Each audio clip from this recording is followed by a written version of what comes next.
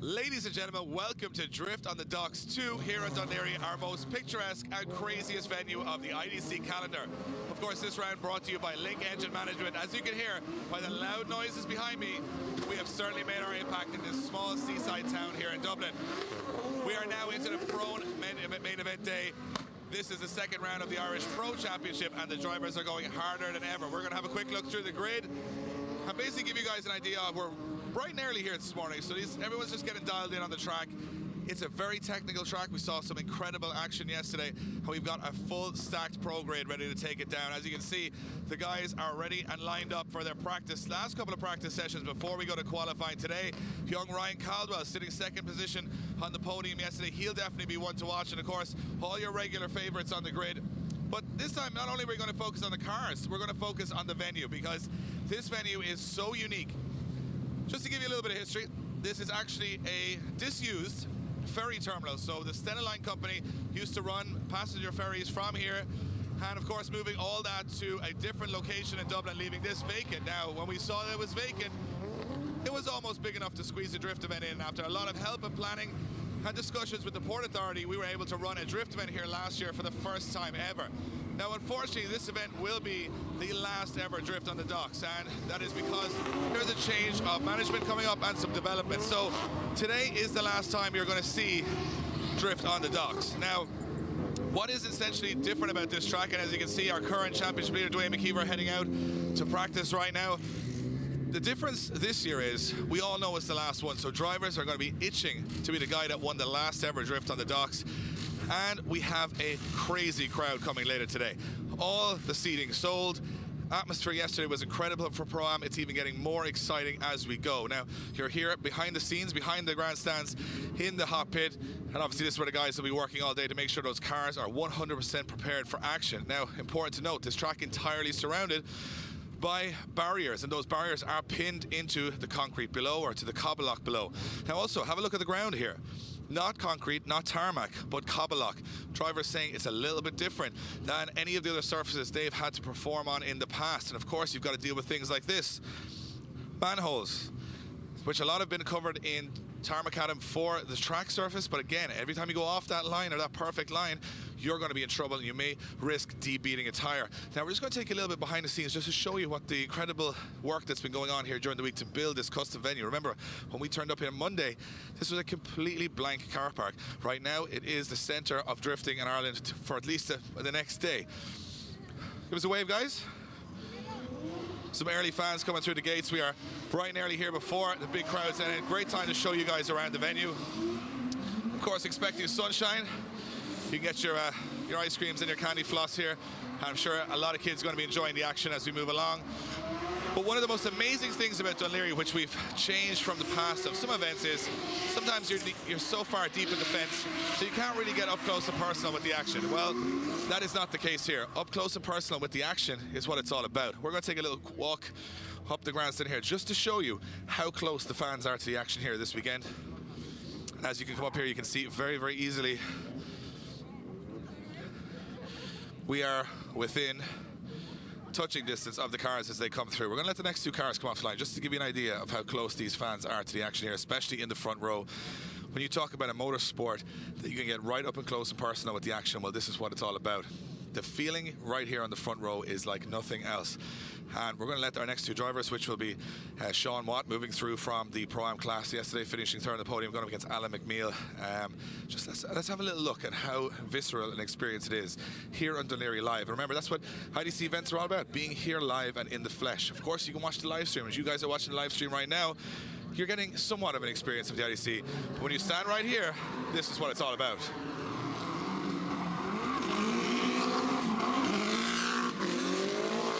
That is how close it is to the action. But what's also important to remember is these guys in the grandstand are also getting a little bit of a wave to everybody. You guys, these are the early birds. These are the guys in early in the day getting those seats secured. Hello, get a high five. We come right up here to the top to get a good indication of how crazy this venue is. And as I said, if we give a little spin around here, you can see the view these guys are getting for the rest of the day. Look at that, absolutely perfect. You can't miss 1 inch of the track. And at the same time, take a little look to your left.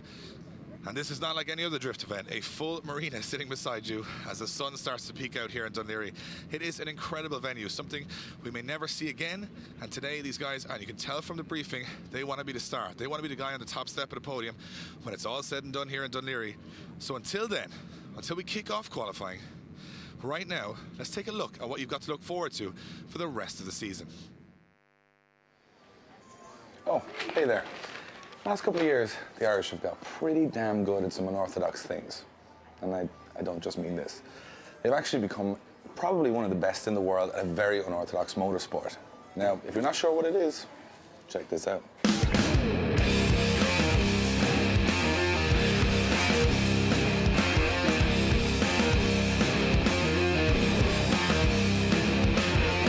One of those things is the extreme sport of professional drifting, which generally involves normal 9-to-5 guys building insane high horsepower tire shredding machines and then going out on the track and throwing them sideways at over 90 miles an hour, inches from each other and concrete walls in front of thousands of people, 1, 2, 3, 4, 5. generally wondering why they ended up in that situation or what went wrong with their lives.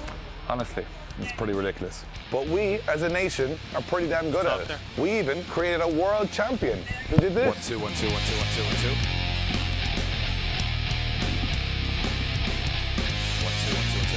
James Dean is your victor! Irish drifters are popping up everywhere. 1, 2, 1, 2, 1, 2. I'm Richard Rawlings, and this is Dean Carr. Connor Shannon, who's just 13 years old.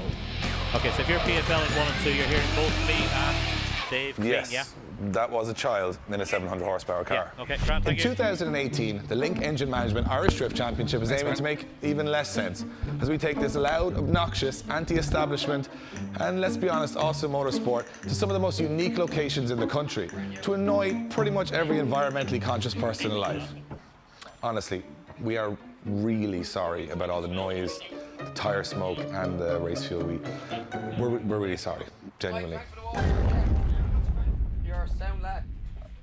Here at the Irish Drift Championship, we are trying very hard to be a prestigious motorsport. Sunday, Mondello Park. Oh, you We take huge pride in our health and safety standards. And we always do things conventionally.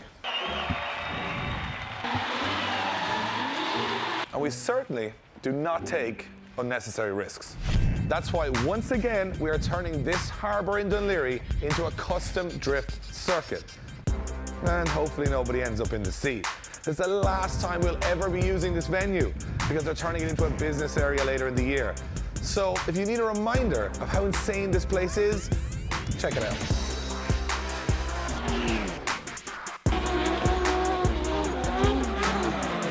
I mean, personally, I'd kind of just leave it vacant and let us use it once a year. Like, you wouldn't even really know we were here, right? Looking forward to us coming back next year? Those drift cars aren't coming back again next year. The noise of them bloody things. One thing we know is we can't wait for Drift on the Docks 2 on May 26th and 27th. One thing the Irish are very good at is begrudging people that have money. Look at your man over there in his fancy car. Should we get all that handy? Should I let him work the day of his life? On June 30th and July 1st, get ready to hate one of the IDC drivers because they're going to take home at the Mondello Park prize fight a grand prize of €20,000 cash. Hold on, €20,000 cash. We've thought about this. Why don't we give them the biggest prize in the history of Irish motorsport? Yeah, that sounds good to me. About 20 grand? Dave? What? Okay, whatever. Jesus. So, apparently, we are giving €20,000 cash to the winner at the Mondello Park prize fight.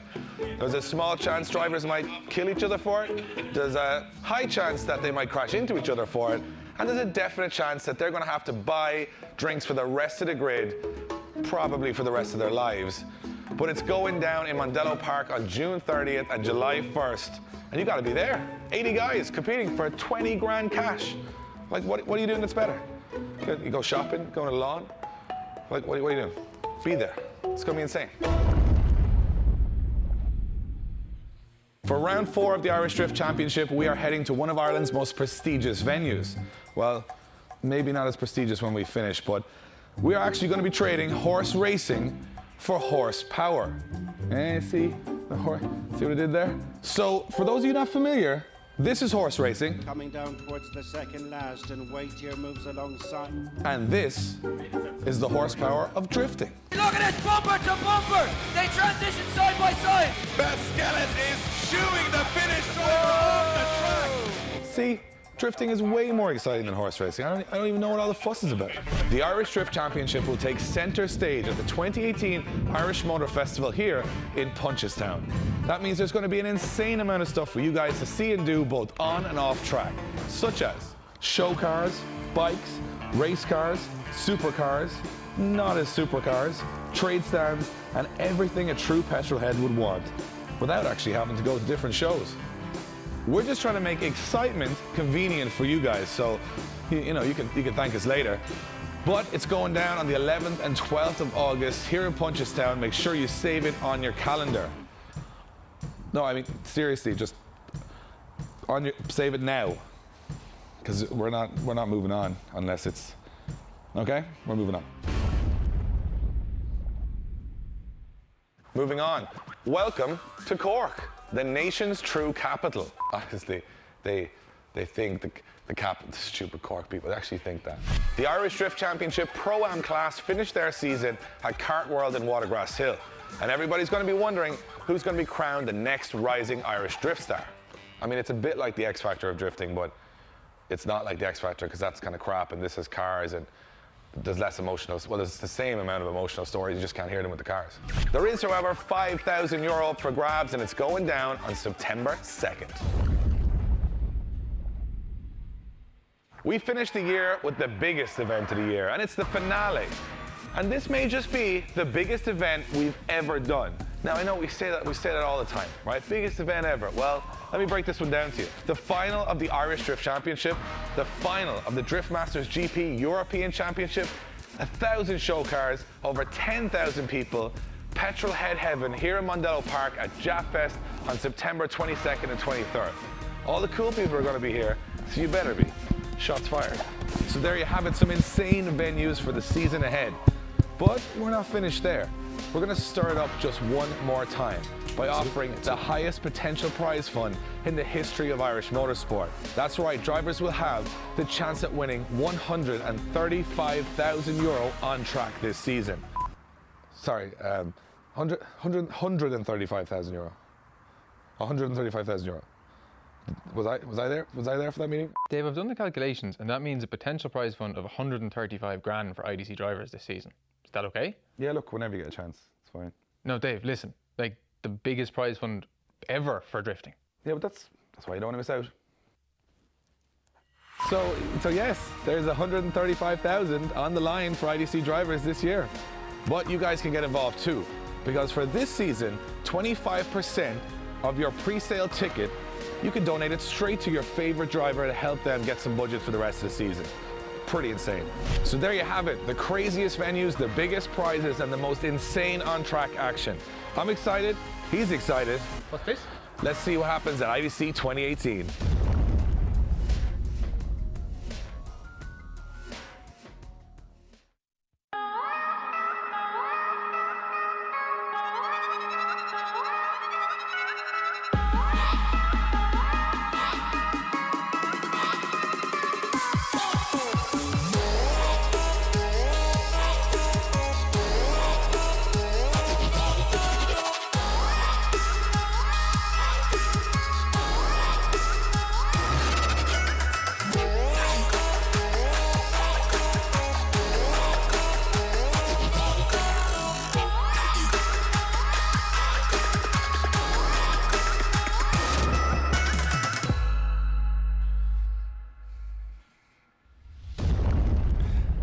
Ladies and gentlemen, welcome to Dunleary. It is Drift on the Docks 2. Dunleary, make some noise!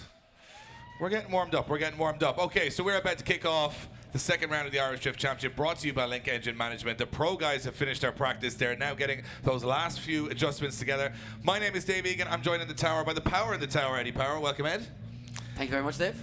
Delighted to be here once again. Absolutely. We're excited. This is the last time we'll ever be here in Dún Laoghaire. It is a momentous occasion. We'll look back in years to come and remember this one fondly. With what's going down for the next couple of hours, these guys are hungry. The whole grid out there looking strong.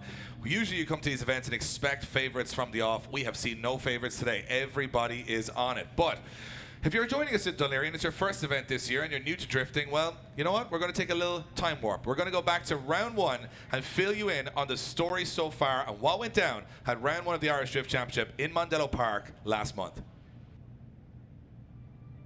The Irish Drift Championship descended on Mondello Park for a season opener filled with uncertainty. A number of seasoned pros had stepped away from regular competition during the off-season, and many worried that the golden era of Irish drifting may be behind us. With a host of young, unproven drivers rapidly promoted to replace them, the championship was suffering the pressure of expectation once again. Could the Underdog Championship from a small island in Western Europe prove that, despite a shortage of financial support or resources, they can still produce an event that rivals the big leagues internationally? Could they even go as far as making it perfect?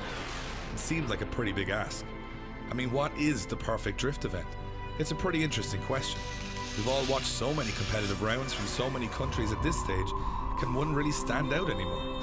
To even stand a chance, you're going to need to have some pretty strong ingredients. Firstly, a challenging circuit. A high-speed, downhill, off-camber, blind, 70+ mile-an-hour entry. That should get things moving in the right direction. And maybe some tight technical transitions and immovable concrete walls should finish off the layout. Drivers aren't going to push past their limits unless the atmosphere is electric. So we will need to pack the fences and grandstand with the craziest fans ready to will their favourite driver to the podium.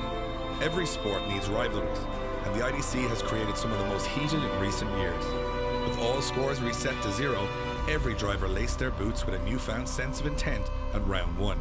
To further shake things up, a host of young drivers were ready to walk over their peers in order to see their name in lights. Last year we got some glimpse into the pro class. It's a big difference, but I think I can adapt to the challenge, and yeah, I'm driving hard this weekend, and I'm going for the win. This year now, stepping up to pro, been admiring the lads in pro with years, but it's time to forget all that now and try and join in and make a name for ourselves and hopefully have a good result. What about putting a 15-year legacy on the line? Drivers from the UK and as far afield as Australia were ready to put an Irish home soil undefeated streak to bed once and for all. We're coming here to take the streak, and I've got nothing else on my mind. Last year it was a hope, but this year we're coming for it. And finally, add the most important ingredient of all, belief. IDC drivers, fans and crew pride themselves on becoming heroes for the weekend despite all adversity or odds. That much ambition to prove the world wrong can be a dangerous and powerful thing. What would happen next would change the course of the Irish Drift Championship, maybe forever. With the largest grid ever assembled aiming for a place in the top 16 main event, qualifying would take no prisoners. Each driver had just 2 chances to impress the judges and achieve a higher score than their opponents. After a poor start to the 2017 season, Dwayne McKeever was ready to lay down the gauntlet in 2018 and storm to the top of the leaderboard in impressive fashion. Absolutely flying is McKeever on those Tri-X tyres as he fires it to the wall.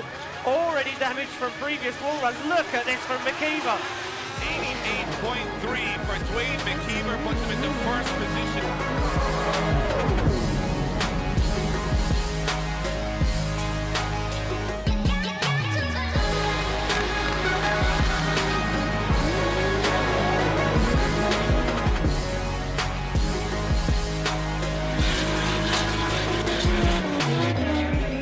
Shanahan had made some major improvements and changes to his S14 in the off-season, but the 2017 champion looked like he was struggling more than ever. The forever underdog Paul McCarthy had added almost twice the horsepower to his BMW in the off-season, meaning he was now one of the favourites to go to the final. Mark McBurney had made a reputation for himself doing some incredible stuff in practice days, but when it comes to the big show, that's when you gotta produce some big moments. He's gonna do it again, baby. Oh! What was that? What was that?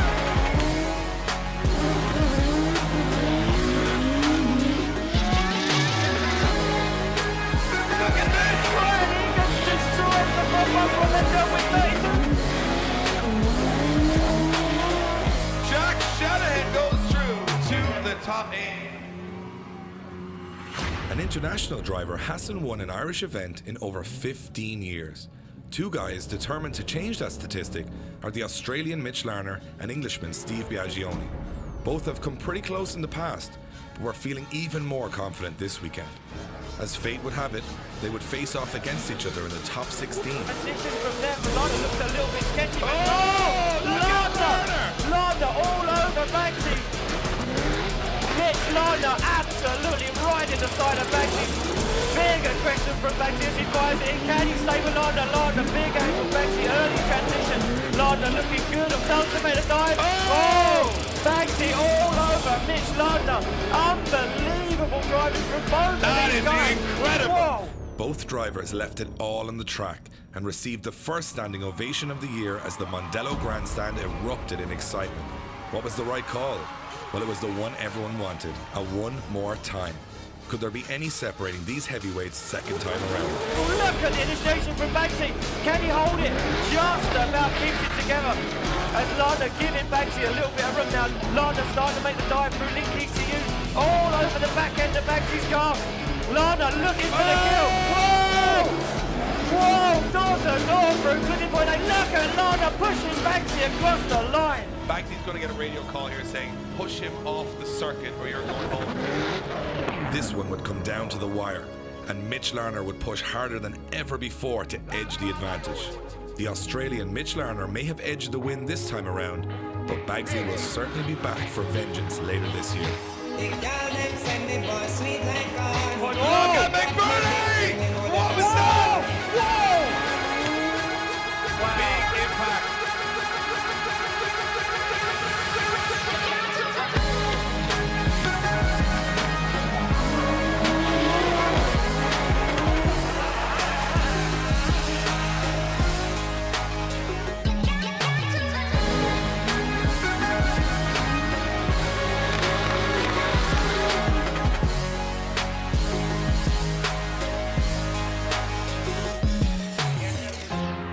Alan Hines is one of the most promising new drivers on the grid, but he would have to step it all up this year as he headed into the pro class for his debut. He would go up against a car with twice the horsepower in the top 8, leaving most to think he hadn't got a shot.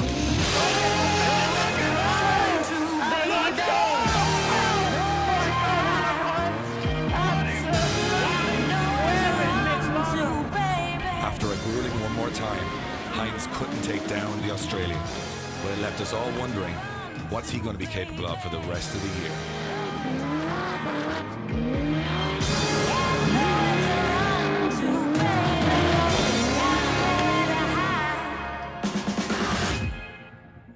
Paul McCarthy was looking like a favourite to take the win, but he would debeat a tyre on initiation, pushing his turbo-powered BMW to the edge of the circuit and into the most violent wheel drop we've ever seen.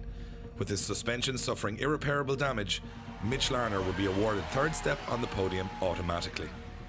Remember we were talking about the new blood in IDC? Well, it doesn't come much newer than 14-year-old Conor Shanahan.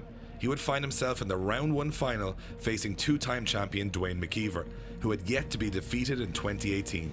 Could Conor step up to the plate, or would Dwayne's dominance continue?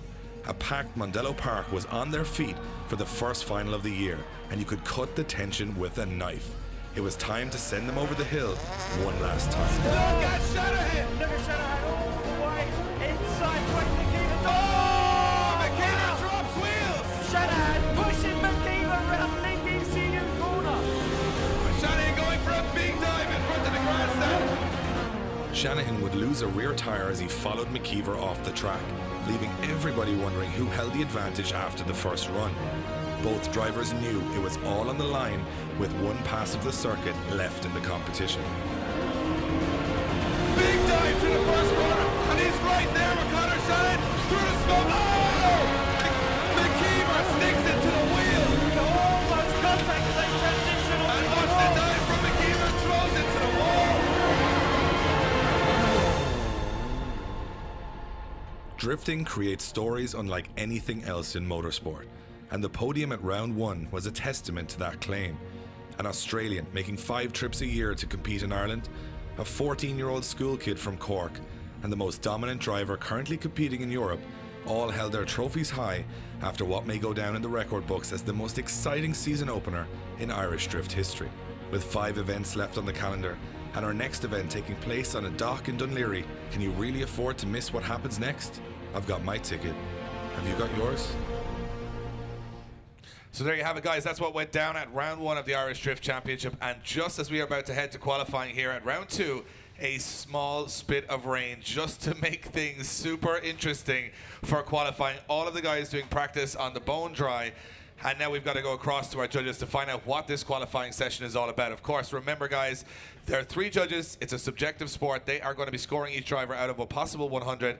Our judges today are Dan Moorhead, Kevin O'Connell, and Kieran Hines. We're going to jump across to Kevin to talk us through this very technical layout here on Drift on the Docks 2.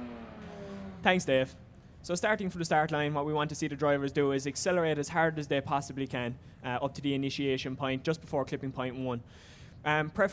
Initiation is open, but preferably what we want to see the drivers do is accelerate, spinning the wheels from the start line, catching gears while still maintaining that wheel speed, and a faint entry into clipping point 1 with as limited handbrake as possible. We then want them to maintain that outside line, rubbing the walls at clipping point 1, 2, and 3.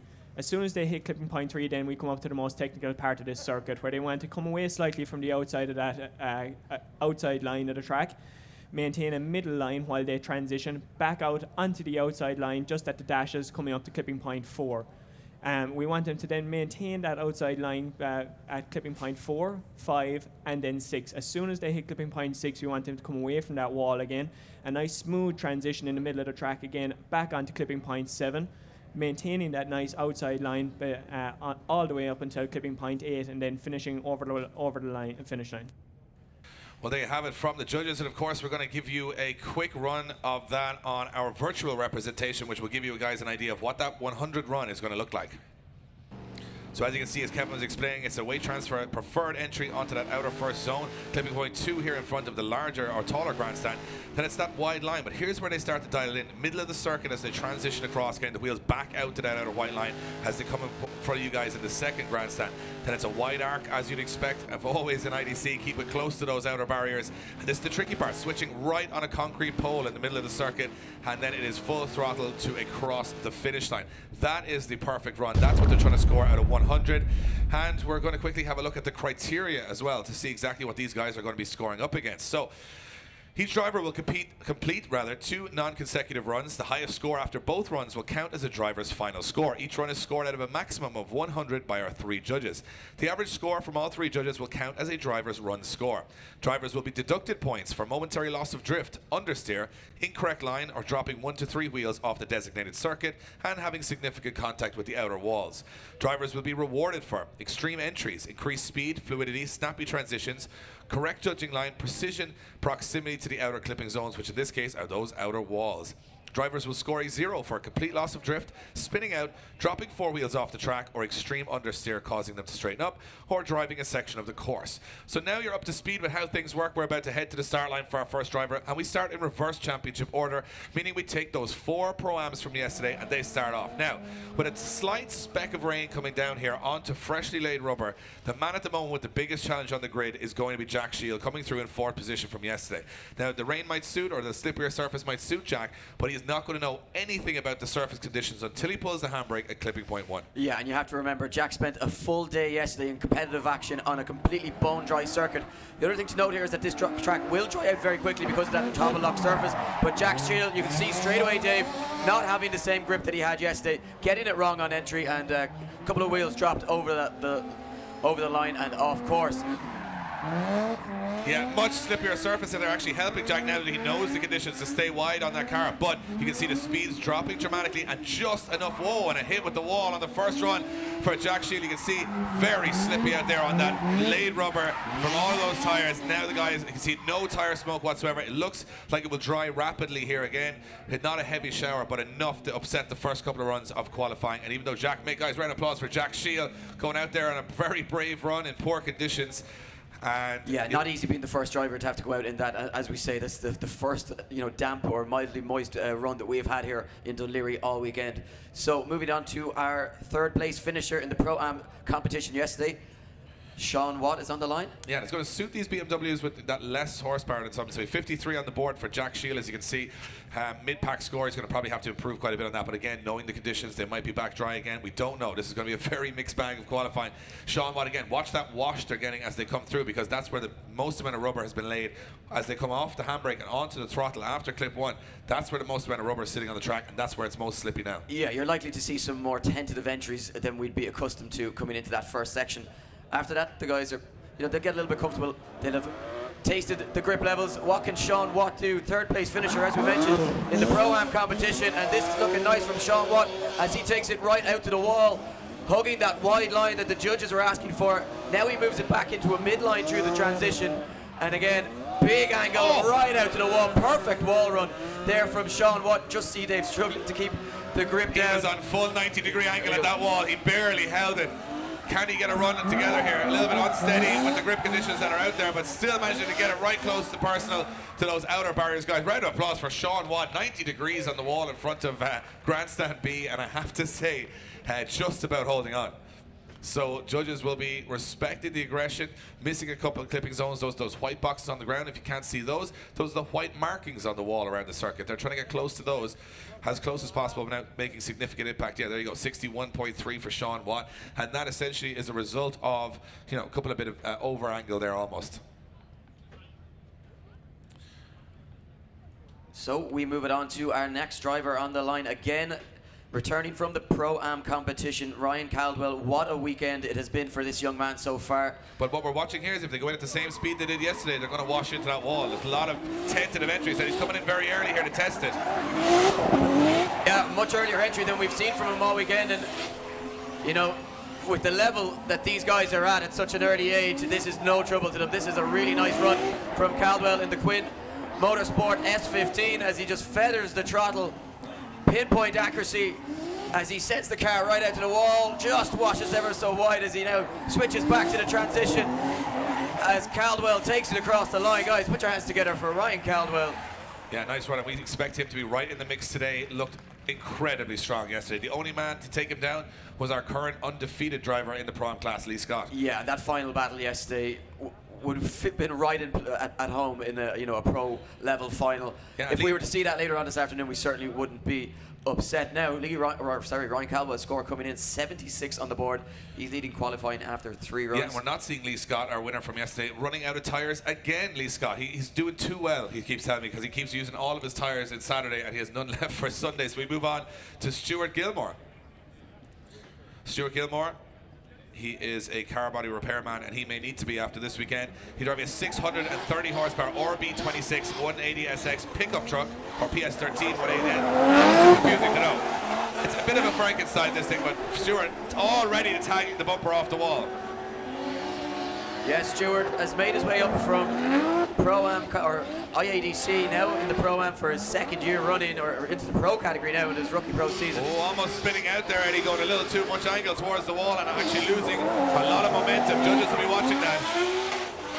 Very exciting track though to watch with that many wall runs in one lap. Stuart Gilmore doing a good job. Quite a lot going on for these drivers as they try to negotiate the circuit, constantly shifting direction. And Stuart Gilmore, yeah, maybe not the run he was hoping for straight out of the back, Dave. Almost spinning out, just about getting away with it. I think he'll put a score on the board, but the judges will be giving huge deductions for that over angle, especially on that wall run towards the top. And of course, our marshals frantically picking up pieces of bodywork across the whole circuit already, as these guys run those fiberglass rear bumpers very, very close to those outer barriers. And of course, the rear end of these cars designed to take those hits. 56.7 for Stuart Gilmore. Room to improve there. And again, rain stopping now, so we're going to start seeing the track drying up gradually as we go through qualifying, seeing those more confident runs. But a very difficult situation for the first couple of drivers who now have those slippery conditions to negotiate to try and get that maximum score. Yeah, it was really just, a 60-second sprinkle of rain. The track isn't overly wet, just a little bit greasy, but that will dry out very quickly, especially on that qualifying line that these drivers will be taking. So Paul Conlon sits on the line, the mechanic from County Tyrone, representing Link Engine Management, Extreme Clutch, Hell Performance, and Norscaf. Yeah, Paul has been around since the start of drifting, and one of the most experienced guys in the world. Struggled mechanically, had an engine rebuild in 2 days at round 1 of the Irish Drift Championship.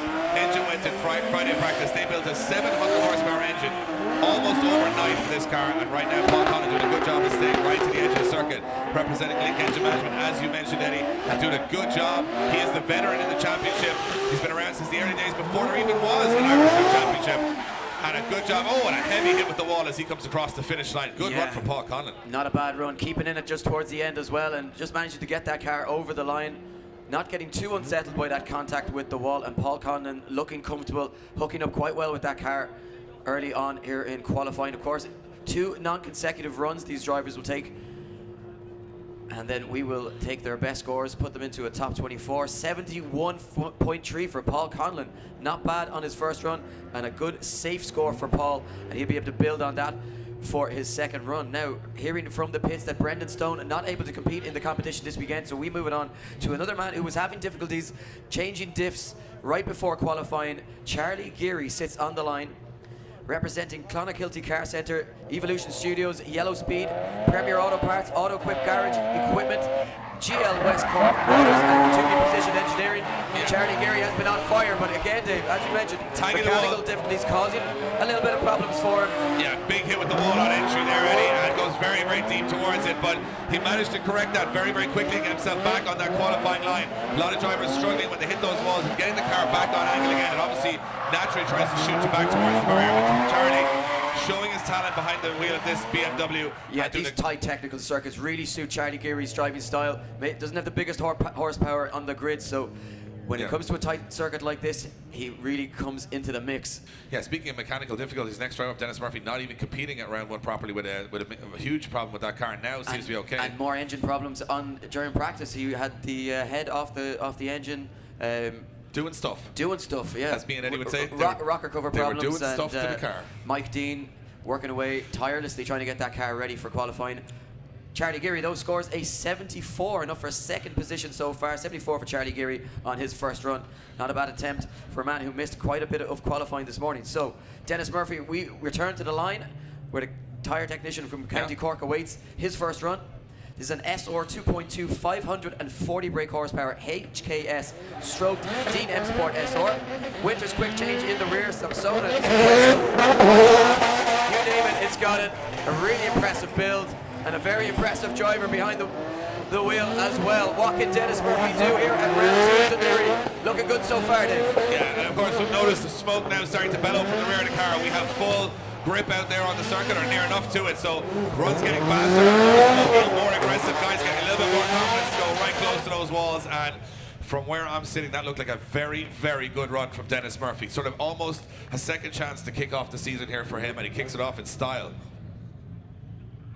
So again, Dennis Murphy, another driver, not having the perfect round 1, but of course it's a 5-round championship and it ain't over until it's over. And Dennis Murphy scores a 75.3, enough for second position right now. The story continues of mechanical failures at round 1 because our next driver didn't even make it to the grid, had to borrow a car. It's Dean Martin, the tyre fitter from RD in County Louth, representing East Coast Alloys, TH Components, Organ Auto Repairs, Precision Tint and Graphics, DD Autos. And he has a 320 horsepower M3, first year in the Pro class. He's a pro rookie. See how he gets on. Yeah, doing nicely so far, taking it right out to the wall in those first 3 outer zones. Now switching back through that midsection of the track. Nicely here from Dean Martin. And Dean Martin looking very comfortable in this pro grid in his rookie season. Switches it back now for the final time. And once again, Dave, not veering off that outer line one bit. Dean Martin crossed the line and expect to see this one being right in the mix. He has a very good run. Dean Martin, it's a brand new build. While it does look like the car he had last year, it is a brand new car. So he actually has built this over the off season. Didn't work out from round 1, but right now it looks like it's in flying form as he awaits his score from the judges for the first half of qualifying. Remember, everybody gets 2 runs of qualifying, which are highest score counting. So expect a little bit more conservative nature for some of these drivers at the start. 78.3, first position for Dean Martin at the moment. Score starting to creep up. Remember, we're also in reverse championship order, so we finish our halfway point on qualifying with our highest current leader, Dwayne McKeever. So as the scores dropped in, no one making it into the 80s yet. Alan McNeil is on the line next. Yeah, the man who apparently trained James the Machine Dean how to drift. That's a lie. According to our driver, well, it says driver facts. Fake news, Ed. Fake news. So here we go. Alan McNeil leaves the line in his SR20 powered Corolla, 350 brake horsepower, representing McIlvany Motors, 8 Slowey Fabrication, Bradley Motorworks, Westlake Tire, GX2 Automotive. Pitwood Quarries, Stephen Graham Mixhire, GES, Sales Services and Link ECU, and Alan McNeil looking like a man on a mission here this weekend, rocking it through this Dunleary circuit on his first qualifying run. Yeah, I think he'll be Alan McHappy Meal after that run. No? All right, on my own. But a great run from him, and again, another pro rookie. So a guy stepping into the pro class this year, earning that license, and again, everyone looking so comfortable out there. And it scores, I mean, was it sensational? Probably not. Was it a very good run? Yes, and that's what we're expecting for the first half of qualifying, is guys put scores on the board. And of course, then in the second half, we'll start to eliminate drivers from the grid who are not making the cut. 58.3 for Alan McNeil, 7th position right now. A lot of changes to that car. Linky engine management going into that car. Richard Bradley Motorworks did a lot of work during the week to make sure that thing was running 100%. Looks like it is good to go for the second half qualifying. Kieran Casey's up next. Yeah, the support worker from County Limerick. He's representing Bumblin's Dean M Sport, McCormick Transport, WCP and Wrigley Engineering. This is a stroked SR20, Dave, 480 brake horsepower. And as is almost standard at this stage, a Samsona 6-speed dog box, Bog Warner turbo, you name it. You know, these cars are just very impressive builds. What has Kieran Casey got for his first qualifying? Nice weight transfer entry onto the circuit and right out to that wide line. Kieran Casey coming here to make some noise this weekend, trying to shake things up a little bit in the championship and doing a nice job getting to those wide outer zones of the circuit, almost taking it to the wall there. And through this final transition, nice line from Kieran Casey. What about this? Round of applause from the judges. Dunleary makes some noise. And I tell you, this was one of those places where anything can happen. You might have a driver struggling in one round, and he comes here and he just steps that game up. And last year we saw Chris Brady almost take the whole thing down. So anything can happen here. It's one of those unpredictable circuits, and Kieran Casey has put in a cracker on his first run there. Yeah, judging by the... Look at this, 85.7 for Kieran Casey on his first run. That is a big statement of intent. It's always a good sign when you see the judges applauding. So 85.7, and we are only midway through the pack here as well, in reverse order. Next on the line, all the way from Galway, Alan O'Loughlin. Yeah, brand new design put on the car for this round by Moose Design, but it was designed by Sai, who does all the fail crew stuff in Russia. So very cool library on the car for Alan O'Loughlin. A new driver to the pro grid this year, and a very capable one too. So a very capable driver, and also a warehouse hopper, as you mentioned, from Galway. 1.5 JZ, 600 horsepower, and looking every bit of it out there. And Alan struggling a little bit in round one, but looking much more content here at round two. And again, we're not seeing major weaknesses in a lot of these drivers. Everyone putting in that solid run. I think it's going to be tough to judge this qualifying session. Yeah, solid run from Alan, but maybe not the run he was looking for. Off a few of the clipping zones, taking a shallower line, and I think he will be punished a little bit by the judges from that one. Very cool aero on the back of that 180 SX. It's a cool car. Sporting a new graphics scheme this weekend as well. Really looking cool. So, and looking cool is part of it, Eddie. I'm just saying. Much what it's all about. It's what it's all about. It's all about the Instagram. 61.3, 7th position for Alan O'Loughlin. Yeah, judges saying Alan could have been a little bit deeper in some of those outer zones, but a 61 on the board nonetheless. We are ready to go with Kevin Quinn, a man who has looked possibly a little bit over-aggressive, mounted another driver in yesterday's practice. Not in that way. In a pure competition way. In an Alexander. So Kevin Quinn from Quinn Motorsport, this 2JZ 700 brake horsepower monster, looking here to take down some big names this weekend, pushing really hard in practice this morning, and really putting it up to some of the big name drivers on the grid. Absolutely smoking out the Dunleary circuit, and he just keeps that foot pinned to the floor as Kevin Quinn crosses the line, representing Quinn M Sport, Cinco Customs, Hell Performance and Westlake Tires this weekend. Yeah, we apologize for speaking so loudly because we're actually in the loudest place on earth right now. We're right beside the first corner and we can't hear ourselves think. So apologies if we're raising our voice at certain parts of the track. It's just natural because we can't even hear ourselves talk. 73 on the board for Kevin Quinn. Easily the best profile photo of all drivers on the grid. Yes, a model in his spare time, male model. Well, only he knows that, though. I mean, that's a self-proclaimed sort of career. But anyway, a great score for his first run. Moving on to the line, we have got Liam Devlin, farming contractor from Antrim. Drifting 4 years. Actually had this as a road car originally, and it was a bit of cheap fun. Where did it all go wrong?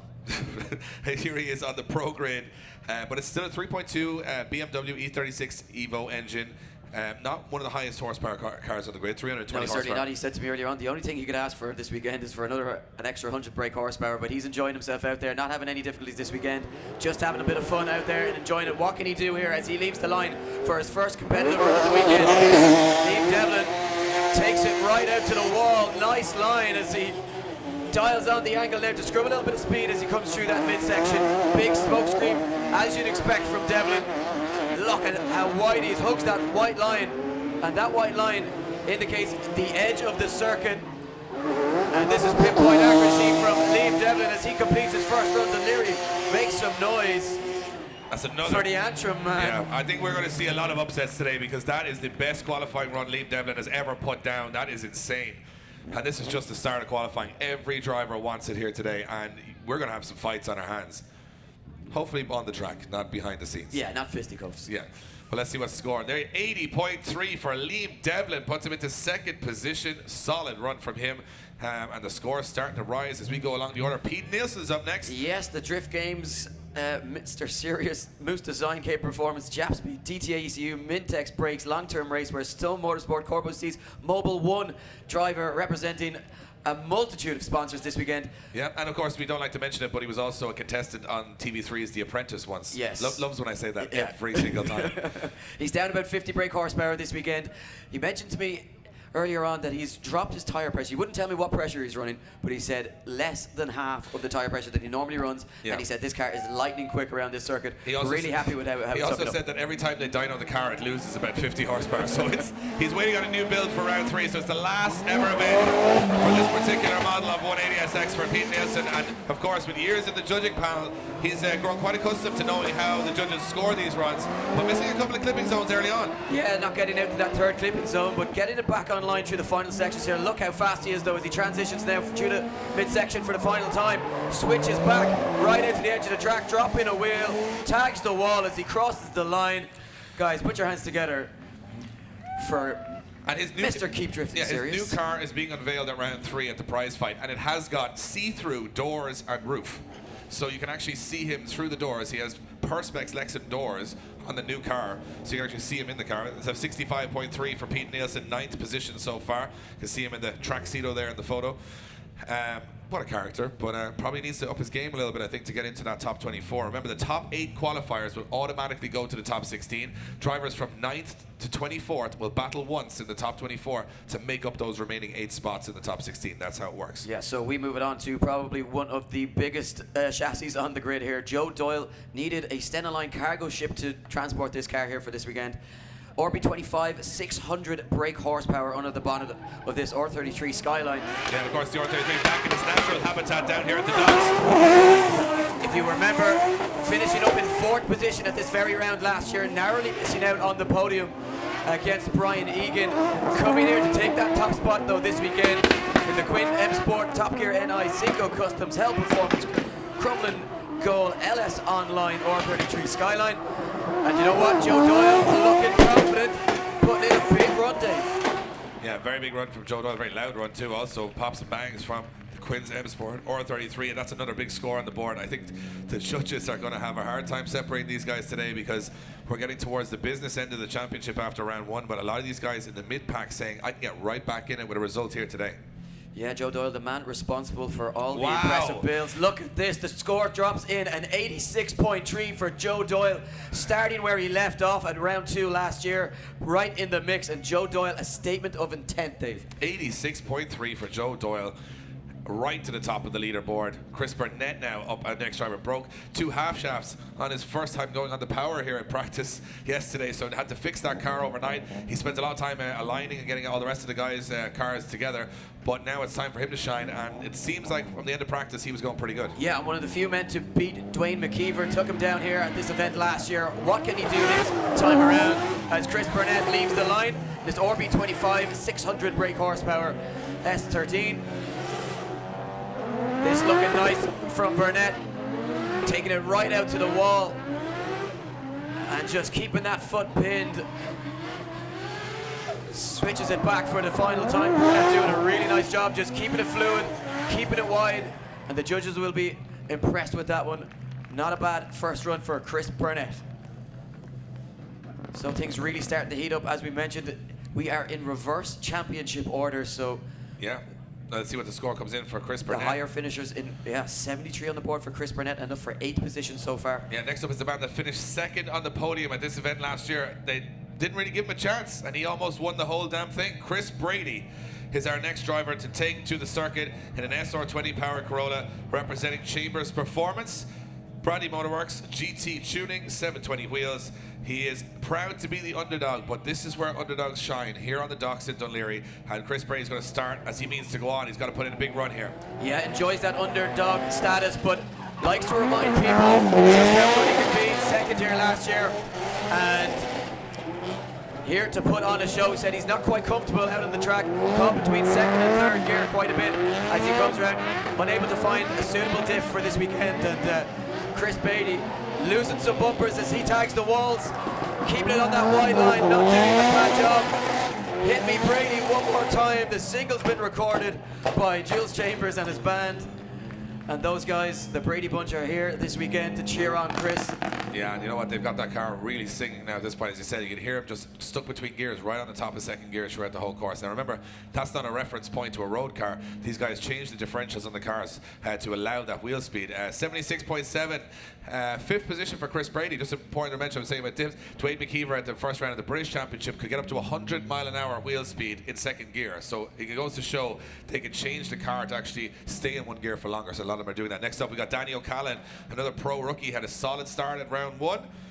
He is running a 500 horsepower Skyline engine S14. Actually played competitive football for Crosby Glen Rangers and has 3 All-Ireland medals. Danny O'Callaghan, pretty successful guy. He's a carpenter from Armagh. Swapping the football pitch for the race circuit and doing just as good as he puts in a very solid run here. Nice transition through the center of the corner. Nice to the edge. Look at this. Just nailing that car around the course. Incredible stuff from Danny O'Callaghan. And again, another pro rookie guy, first time in the pro class, and definitely clouding out the Dunleary circuit in plenty of tire smoke. Very impressive run. Will it reflect that though in the scores? And the judges are logging those right now. Of course, each judge, to let you know, has a tablet in front of them. They enter their scores in that independent scoring. So there you have it, 80s across the board. His 4th position for Danny O'Callaghan with an 80 on the board. Goes to show 3 independent scoring decisions and they all end up at 80. Incredible. So next up is a man who finished on the podium here last year. Finished 3rd on the podium, his only podium last year. Is Brian Egan in the team dealt with R32 Skyline. It is a 2JZ 500 horsepower, and it has spent most of his time in the off-season making it look as sparkly as possible. He's got like multi-layer metal flake paint on a car, and this morning he decided to lose a lot of that by smashing into some walls. Yeah, hit a few walls, giving Joey O'Neill from O'Neill Auto Body a little bit of work to do to get that car looking as pristine again. But Brian Egan having a little bit of fun here, throwing it out to the wall. Missed Saturday practice, so only getting a few runs under his belt, but very comfortable. As you mentioned, 3rd position on the podium here last year. Throwing it into that first section of the track, taking it right out to the wall, right where Brian Egan likes to be. Big on getting his line right, and that's why he's had so much success here in Dunleary. You just hear him hammering that car off the limiter and taking it right out to the very edges of the circuit. Very extreme line there from Brian Egan, and this car hooking up nicely for him as he takes it across the line in a dealt with R32 JZ. Yeah, cool looking car, and also one thing to remember is that a lot of these drivers saying, I'll put a conservative run in first to not put myself in a position where Brian usually is on a 0 after his first run, having to qualify in the second. So maybe taking that pressure off this weekend. And 78.7 for Brian Egan's 5th position so far. Next on the line is another Drift Games driver. It's Mike Fitzgerald. Mikey Fitz, drift instructor at the Drift Games Experience. He's also a sales manager at Group D, another one of our partners here at the Irish Drift Championship. He's from County Cork, and he's a real heart and soul of drifting guy. Yeah, Mike getting a little bit frustrated with himself this morning, not enjoying himself, not beating himself up a little bit over a few practice runs, cracked his windscreen he's also anger, and you know what he said to me? I'm sick of just going top 16, top 8. He wants to be on the podium. I told him, Mike, just go out and do it. He's got the ability, will be seeing him this weekend. Takes it right into the wall, a little bit of a stutter on the run-in though. Can Mikey Fitz take it to the top of qualifying? He needs a big run here in the Drift Games FC RX-7. Yeah, of course, 2JZ under the bonnet, not the original rotary. Representing Group D. Darren McNamara and the guys doing all the prep work on this car, keeping it on track for Mikey Fitz here this weekend. And Mike doing a really good job. That's a solid run from Mike Fitz there. Claims to have the greatest power to height ratio on the whole grid. And you know what? I wouldn't argue. And as you can see, he puts a score on the board, and Mikey Fitz logging it in. It's 83.3 for Mike Fitz, third position so far. Very solid start to qualifying. And next up, a man who's not used to being so far down the order in the championship is Jack Shanahan, getting eliminated in the top 8. The current Irish champion is on the line right now. After dominating the UK, 2 UK championships, 1 Irish championship, and started the season a little bit off kilter, not really on the form we've seen him in the past. And of course, still a top 8 is a very commendable result, but Jack wants to be fighting for the championship right from the off. So today, he won this event last year, so he comes in as the favourite as far as I'm concerned. Can Jack Shanahan start as he means to go on in the Link Engine Management Tri-Ace Tyres S14? Yeah, big event here for Jack, trailing the championship leader Dwayne McKeever by 21 points. Needs to get himself back in the mix here, and getting himself onto the podium will be the perfect start. What has Shanahan got as he leaves the line in his S14, running these Tri-Ace tyres this year? And this looking nice, Jack looking a lot more comfortable again behind the wheel of the car. And this is where it gets nice and quick, foot to the floor, sending up the smoke signals. Shanahan came to play right out to that wide line and across the line. Dunleary makes some noise for Jack Shanahan. That's a big run from Jack Shanahan there, and he's back on form. Yeah, Shanahan looking to go top here in qualifying. Also important to remember that Jack Shanahan is currently doing his leaving cert right now while he's here at Dunleary. So that's just important to remember. You think you got stress. He took a break to come and compete at the highest level of drifting. Well, he's not doing it here, Dave. He's not doing the leaving cert here, Eddie, but he's in his head. He's thinking about the leaving cert. He's got less stress, more success maths books in the cockpit with him, yeah. He's actually got his grinds teacher with him in the paddock there in between the runs, getting him up to speed. Score comes in from the judges, an 85 from Jack Shanahan. Not enough to go top, but enough for third position temporarily, as we see next on the line, Mark McBurney. Yeah, the wild man. We call him Mark McBackwards because he nearly almost puts that much angle in the car. He certainly went backwards at round 1, as you probably saw on the build-up video. When we look back at round 1, he went into that. Very lucky to have those cushions right at the wall. The technical term, the cushions. Yeah, that's what they're called. The drift cushions. Drift cushions. He went into the drift cushions and he saved himself a lot of damage. Got back out of the track within 5 minutes too after a big impact at round 1, but he's back to impress here. I expect a weight transfer entry as we get. 20 powered 400 brake horsepower. This is McBurney's second year in the pro class, and he's looking to step it up a little bit.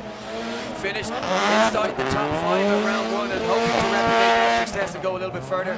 Representing Drift Shed NI, the engineer from County Antrim, absolutely ripping up the Dunleary circuit. Smoking up those Westland tyres. Dunleary, show your appreciation. McBurney putting in a big one. Yeah, big run from Mark McBurney there.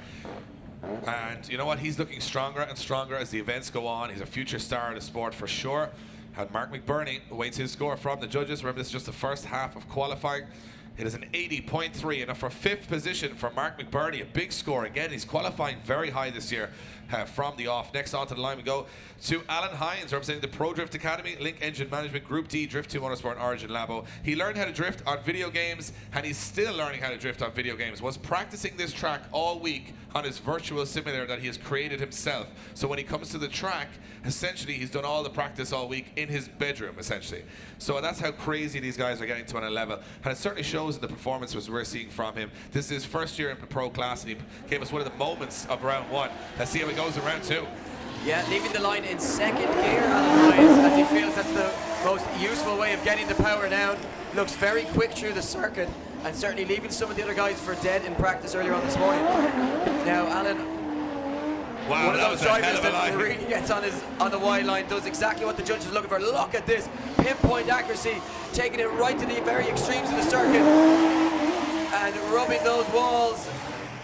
And representing the Pro Drift Academy here this year in the 2018 championship, and Alan Hines putting down a really strong run.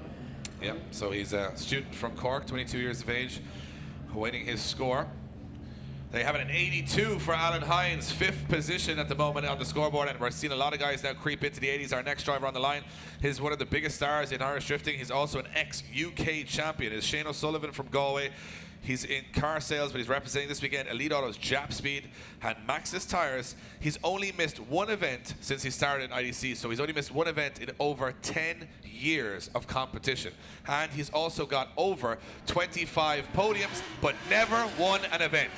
Let's see what happens today for Shane O'Sullivan. Yeah, Shane O'Sullivan looking to have a turn of fortune here this weekend in his Jap Speed F15.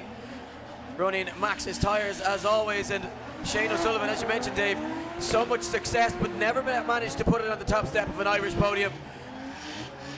Yeah, 1 year in the UK Championship, in the British Championship, he was almost won every round of the championship, but in Ireland, just eluded him. Lots of seconds, lots of thirds, but starting very strong this weekend with a solid run from Shane O'Sullivan, doing an amazing job there. Yeah, used to run an RB engine under the bonnet of this car, switched to the 2JZ power to try and have a change of fortune.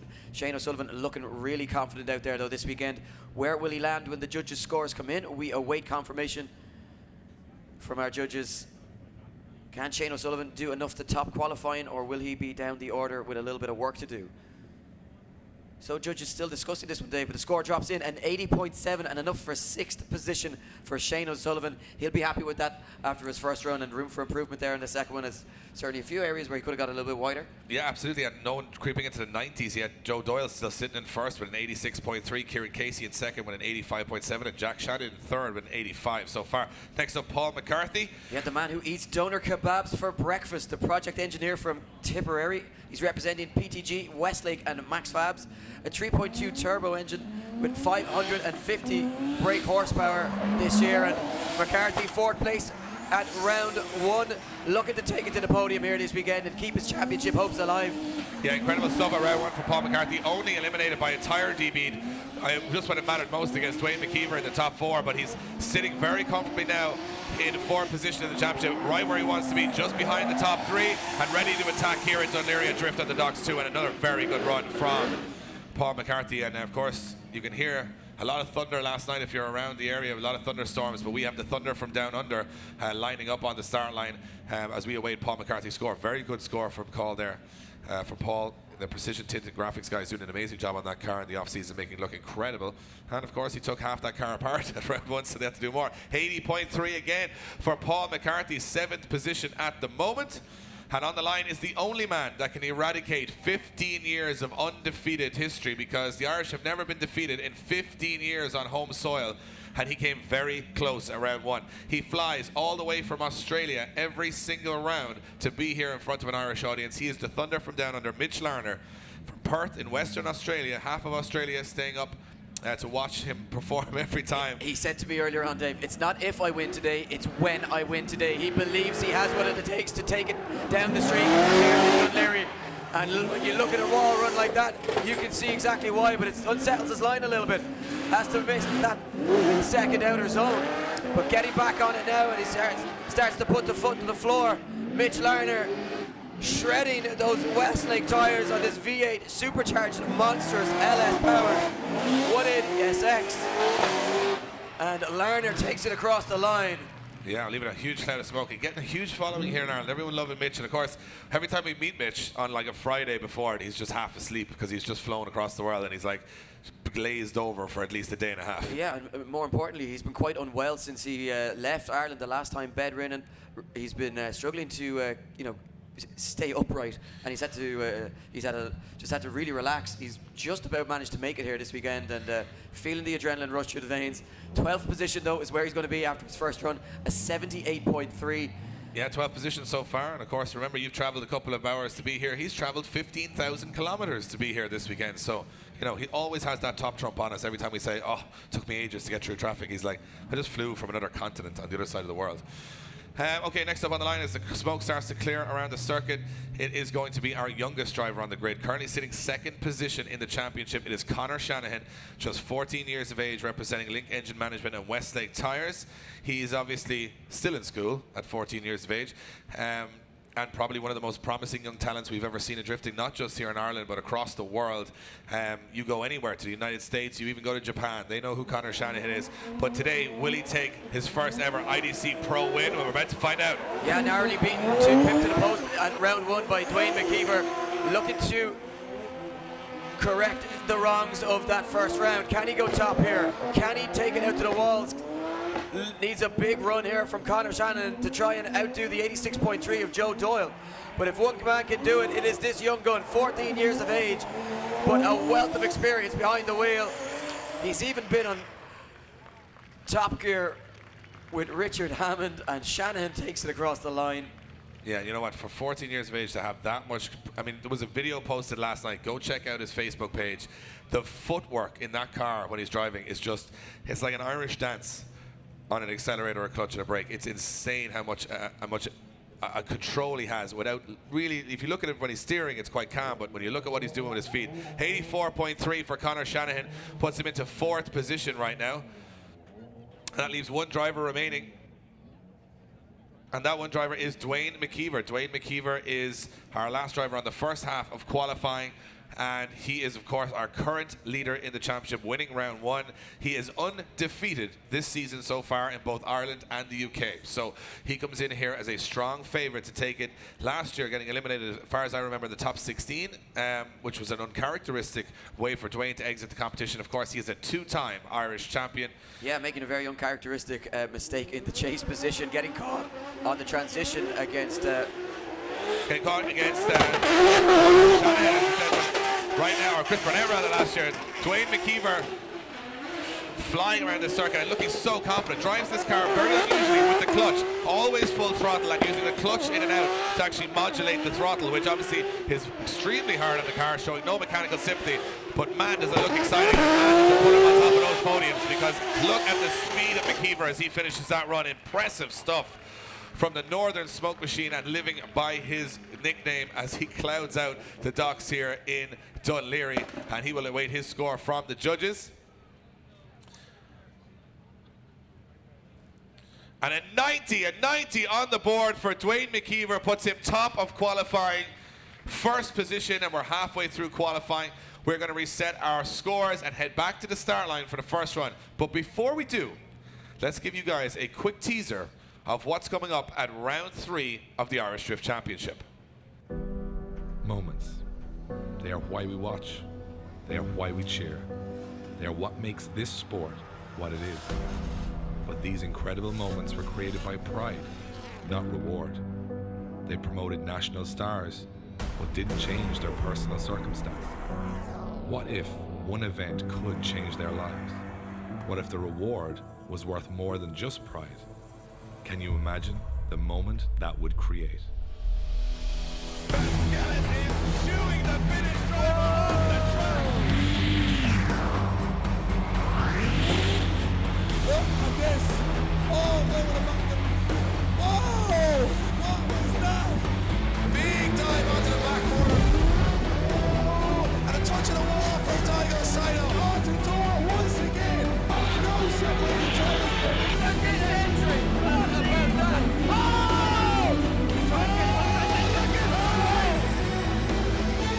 The biggest ever cash prize in Irish motorsport. Who wants it more? Time to find out. So there you have it, €20,000 on the line. Now the big thing to remember here is there is just 1,000 grandstand tickets available for round 3, the biggest prize in the history of Irish motorsport. They go on sale tomorrow morning at 9 a.m. Once they're gone, they're gone. Remember, 2,000 seating tickets here sold out in 3 hours for Dun Laoghaire. We have half of that in the Mondello. Now, of course, we can let you in at any time to stand around the fences, but if you want to be in the grandstand in the best seat in the house, only 1,000 tickets, and of course, when they're gone, they're gone. They're gone. And you can't get any more. You can't get any more. Don't be ringing me. Don't be ringing me looking for tickets, because I can't even get them. So we move on to the second half of qualifying. Right now, we have got a reverse back to the start at the moment. Dwayne McKeever starting as he means to go on. Qualified first in the first round of the British Championship, won the event. Qualified first at round 1 of Irish Drift Championship, won the event. Now he qualifies first at the first half of qualifying at round 2. Will anyone take him down? We go back to Jack Shield. We do go back to Jack Shield, and of course, if you remember, on his first run, scoring a 53, but just as he was about to leave the circuit, leave the line, a drop of rain dampening his chance of putting in a big run. Now back on a dry track, what can he do? This is looking much more like it from Jack Shield on his second qualifying run. Remember, finishing up in the 4th position yesterday, dropping his tyre pressures nice and low and suffering a number of D-beats just to try and keep up with the higher horsepower cars. But all over that wide line is Jack Shield as he takes it across the line. Dún Laoghaire, make some noise for your Pro-Am driver, taking it through to the pro competition today. Yeah, impressive stuff. And of course, Jack was 2 weeks in Ibisu in Japan, learning all about the origins of drifting and driving himself on some of the most famous circuits in the world. So he comes back to IDC for his first ever Pro-Am event, and here he is qualifying in the Pro class. And a 74 on the board for Jack Shield puts him into 19th position at the moment. So far, he might be going through the top 24 Pro battles. Incredible weekend for Jack Shield. Yeah, the dream continues for Jack Shield as we move along to Sean Watt, who sits on the line. A 61.3 for him on his first run. Yeah, Sean Watt always actually put a solid first run in, but just got a little bit too much angle on with those slippery conditions. Now it's full dry. He can actually attack this circuit the way he wanted to the first time, but missing some clipping zones there. Yeah, getting it a little bit wrong just after the first clipping zone, and just has caused a bit of an upset to his line. As you can see, just hammering the throttle to try and keep this car on as much pace as possible, but again, just wavering, missing a few clipping zones, and I'm not sure if that's going to be an improvement on his first score. Judges will be penalising him quite heavily for those missed clipping zones. So coming offline, wait for that judge's score to drop in for Sean Watt in the second run, and a 60, yes. Not able to improve on his first run, but showing a little bit of consistency. Sits in 25th position, so maybe a nervous wait for him to see will he be able to qualify. Well, actually, it's the top 24, so outside those positions and the end of his weekend, Dave. Absolutely, and of course, if you understand why me and Eddie are a little bit hoarse, we're just eating tires here at the moment. Just literally just eating for breakfast. Breakfast tires and our throat. Westlake's, Tri-Ace. Zestinos, we're not even picky. We're not even picky. They're just throwing tires straight into our face, and now we're starting to get a sore throat. And of course, if you weren't here yesterday, you missed some incredible action. We pretty much spent all day yesterday shouting. We did, and you know what we usually say, let's pace ourselves in the Pro-Am. We need to talk for 2 days, but it was way too exciting yesterday for us to be quiet. So one of those guys that was making it so exciting was Ryan Caldwell, who put on an incredible show yesterday. And right now, here in the Pro class, looking so comfortable. Look at this from Ryan Caldwell, straight out to those outer zones, tagging the wall as he throws it into the first section. Now switching into the midline through the transition, and just shallows up a little bit now. Can he finish it off in style? Throws it right out to the wall and switches back for the final time. Caldwell burning up the Dún Laoghaire circuit. Grandstand makes some noise. 16 years of age and putting on a show. Scored a 76 on his first run. Will he be able to improve on that? Can he go top? I'm not sure if that was if it's going to contend for the top spot after Shannon or McKeever put in a 90, but an 85, enough for fourth position for Ryan Caldwell, and he is well in the mix here this weekend. So as we mentioned, Lee Scott not able to compete here, having to turn his focus to BDC next weekend. So next off the line will be Stuart Gilmore. Gilmore on a 56 from his first run with this RB26 630 brake horsepower Skyline engine under the bonnet of this pickup truck 180SX. It's an unusual machine. Yeah, one of the more impressive builds on the grid. And Gilmore hooking it up nice and taking it right out to the wall on initiation, looking to improve on his woes from his first run. And you just see foot to the floor all the way around the circuit. If you want to know when these guys are lifting off the throttle, just watch the smoke line. When there's a break in the smoke line, that's when they're lifting, and you can see absolutely no lift here from Stuart Gilmore as he just glues it to the wide line all the way around the Dún Laoghaire circuit. And Gilmore leaves the track in a screen of smoke, and it'll be a while before that one clears. Yeah, Stuart Gilmore putting down more smoke, I think, than anybody. I think we'll probably start seeing the Coast Guard circling overhead now, thinking something's on fire here, because that is a lot of smoke created by Stuart Gilmore. And a 77.3 the result. Into 17th position goes Stuart Gilmore. Now, of course, after this qualifying session, remember, everybody here in attendance, we're going to bring all of the pro cars down onto the circuit, and you guys will be able to access the circuit and go down and meet the drivers and look around the cars, which of course is awesome, and you get to get your autographs and have your pictures taken and everything else. So if you want to wonder how do you get there, well, you've got to go all the way down to where the big screen is, and down then when the ice cream trucks are, and we'll open the fence there, and you'll be able to access the track through the start line on the track. So through that, you'll actually walk the track that these guys are on and be able to have a look at those machines. So Paul Conlon on the line, a very impressive 71 on his first on his first run. But if you look at the monitor, if you're watching home online, that 71 is only enough for a 24th position.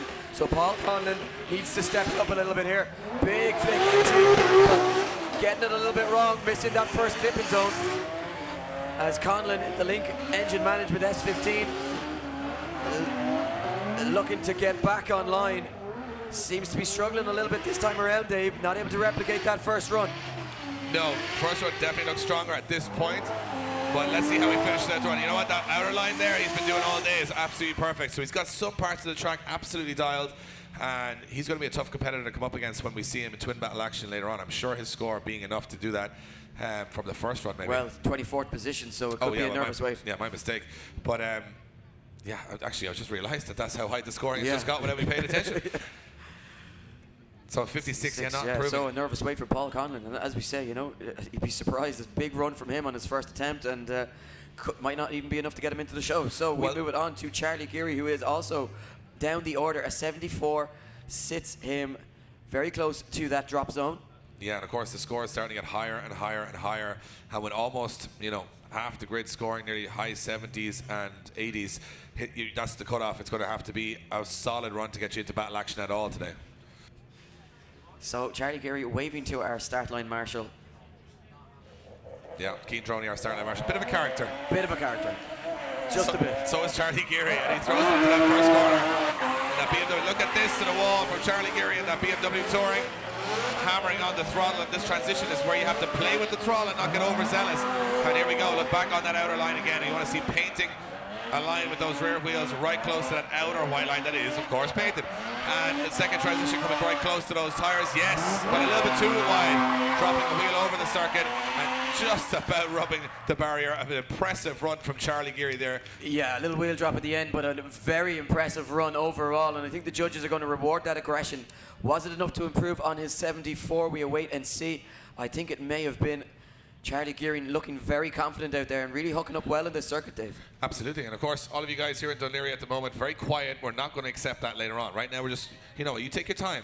You get settled in. Yeah, conserve your energy. A 71.3 for Charlie Geary, joining the dots nicely, but 20th position for him, and just inside that top 24 for the moment. Yeah, Dennis Murphy up next. Dennis' car looks to be working 100%. As you said, they had a lot of engine stuff on the ground when we walked by earlier, and we didn't know what all of it did, but I'm presuming it was all meant to be in the engine, so there was work being done. Yeah, when you're using a magnet to pull broken bits out of your engine, I'm pretty sure that's not a good sign. But Dennis Murphy, a 75 on his first attempt, sits inside the top 24, looking to bump himself up the pecking order a little bit, and this is a quality run from him as he takes it out to the extreme outer zones, flicking on big angle and shredding Westlake rubber as he crossed the line. Grandstand, make some noise for Dennis Murphy. Yeah, you can hear the voice going already, Eddie.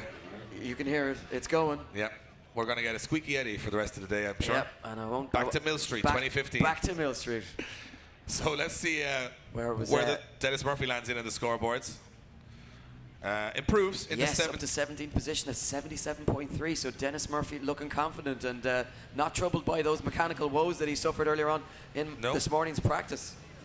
Next on the line, we have got Dean Martin. Looked very good on his first run. Yeah, 78, putting him right in the mix. Dean Martin sits on the line, awaits for just a little bit of smoke to clear here before we send him out on track for his second run. Of course, we want this track to be as safe as possible for all our drivers before they leave the line. Keane Droney gives the marshal orders. Dean Martin takes to the circuit for his second competitive run of the weekend. Throws it out to that outer line where he'll be hoping to keep it. Tucks now into that midline as they transition before getting right back out to the wall zone. You can just see the paint on the walls is exactly what these guys are aiming for.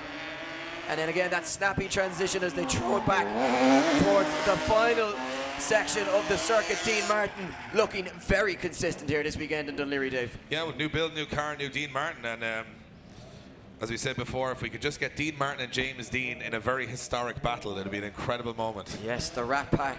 The Rat Pack will be back together. But Dean doing a good job. 74 in the second one, not enough to out his first score. 78.3 will be his final score. And Dean looking near or thereabouts at the moment. He'll have to wait and see how things progress throughout the qualifying session. Alan McNeil is up next. Yeah, looking to be a Big Mac meal after this run because... Oh, very good. Yeah, thanks, you're welcome. A 58.3 on his first run sees him outside that top 24. Needs to put in a big one here. Be looking to get that spoiler right out to the wall and hang it over, but just a little bit shallow on the first clip, but gets it back right where it needs to be. Now, how can he do in the transition? Nice job here from Alan McNeil. Starting to really pull this together. You can just see how calm he looks behind the wheel. Modulating the steering wheel, dialing in the angle, and taking, just a very slight little correction in the steering just as he brings it towards the final sections of the circuit, but across the line for Alan McNeil. Yeah, solid run again. He's looking very good, and for a pro rookie to come here, had some mechanical issues at round 1, but coming here strong for round 2. Statement of intent, I am guaranteeing you we're going to see some very, very underdogs or very, very unlikely victors this weekend. It's 28th position though. Unfortunately, it won't be Alan McNeil. End of the weekend for Alan McNeil. Bows out at qualifying. Do you know what? It goes to show you see a good run out there, but it's got to be a great run, and that's what we're seeing now. These guys are all too good. You can't just get around the track. Well, talking about great runs, a man who put in an exceptionally great run was Kieran Casey on his first attempt. He sits on an 85.7, right in the mix, 3rd position in qualifying so far. Can he go top? Can he challenge that 90 from McKeever? We're about to find out. Representing Bumblin's DNM Sport, McCormick Transport, WCP and Rigney Engineering. SR20 stroked powered 480 brake horsepower, and Casey is ripping it up through Dunleary as he takes it through the transition for the final time, right out to the wall. Dunleary, show your appreciation. Put your hands together for Kieran Casey, the support worker from Limerick. Looking like he's having a little bit of fun out there this morning, Dave. He certainly doesn't need any support himself because he is on fire today. And Kieran Casey, looking like a favourite from the off here, has just settled into the groove on this track. And I'm very impressed so far. Amazing runs. Will it be better? Will it go top? Does it better his first one? Stays in 3rd position where he is with an 85.7. But you know what? 2 scores in the 80s puts you in nice shape for battle action later on. If you're in the top 8, you miss your top 24 battle, you're straight into the main event. Yeah, so Kieran Casey looking strong to go straight to the top 16. Incredible stuff. Alan O'Loughlin's up next. Yeah, Alan, full of the Loughlin. Let's see here how he goes off the line. Alan O'Loughlin, a little bit of a weight transfer. Early initiation from Alan O'Loughlin. Yeah, he's sitting on a 61. He needs to up his game. He's going to sink or swim here in Dunleary. We want to see him swim. Can he put in the big run that he needs to get himself into that top 24? This one looking good, Dave. Yeah, right out to the outer zones as you expect him to be, transitioning through the center of the circuit, painting a beautiful line through those clipping zones. You want to get those rear tires right in the middle of those clipping boxes around the course, and Alan doing a much better job on his second run. That's under pressure, that's to get you in the show, and that's what you need to be doing. I think the judges are definitely going to bump him up on that one. Let's see if it's enough to get him into the battle action later on. Yeah, certainly look better to be better than a 61. Will it be enough to get him into the top 24 though? The judges need to make that call. We're about to see it on our screen as the score drops in a 67 and just misses out 25th position. And Alan O'Loughlin's weekend will end there, unfortunately for him. It goes to show what you've got to do here is be exceptional. And that is so harsh, especially with all the work that goes into getting here. You can't just have a good run. You can't just, like years ago, just put in a solid run. You've got to actually put in an incredible run. If you're off the walls anywhere, you're going home. Yeah, and you got to remember, a number of years ago it was top 32. Now it's top 24. So there's what, an extra 7 or 8 places there that you don't have. So these guys. And it's a bigger grid. Yeah. And a bigger grid.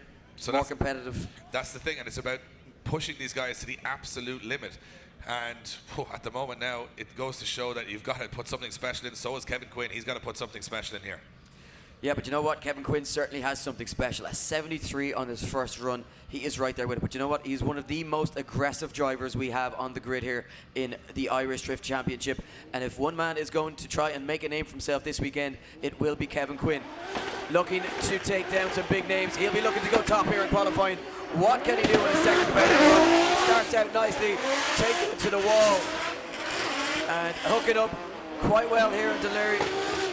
Just seems to bomb down a little bit as he comes through the transition, but starting to collect those clipping zones.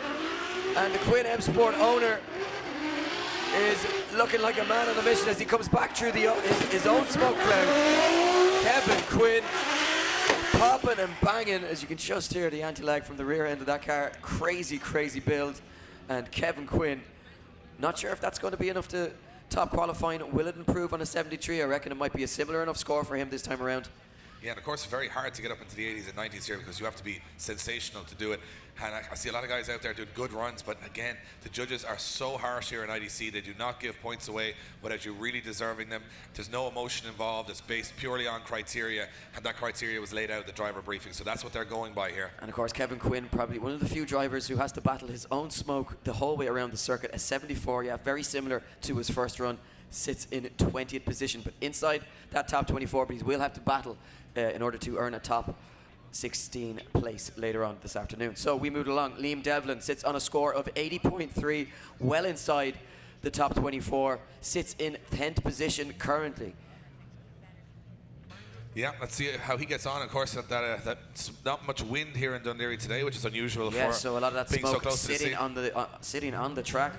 He's running Westlake tyres this weekend, representing Devlin Trailers, JCM Boiler Services, Wattfab Lock Kits, and DM Alignment. He's drifted 4 years, bought the car as a road car for a cheap bit of fun, but ended up in IDC Pro. Now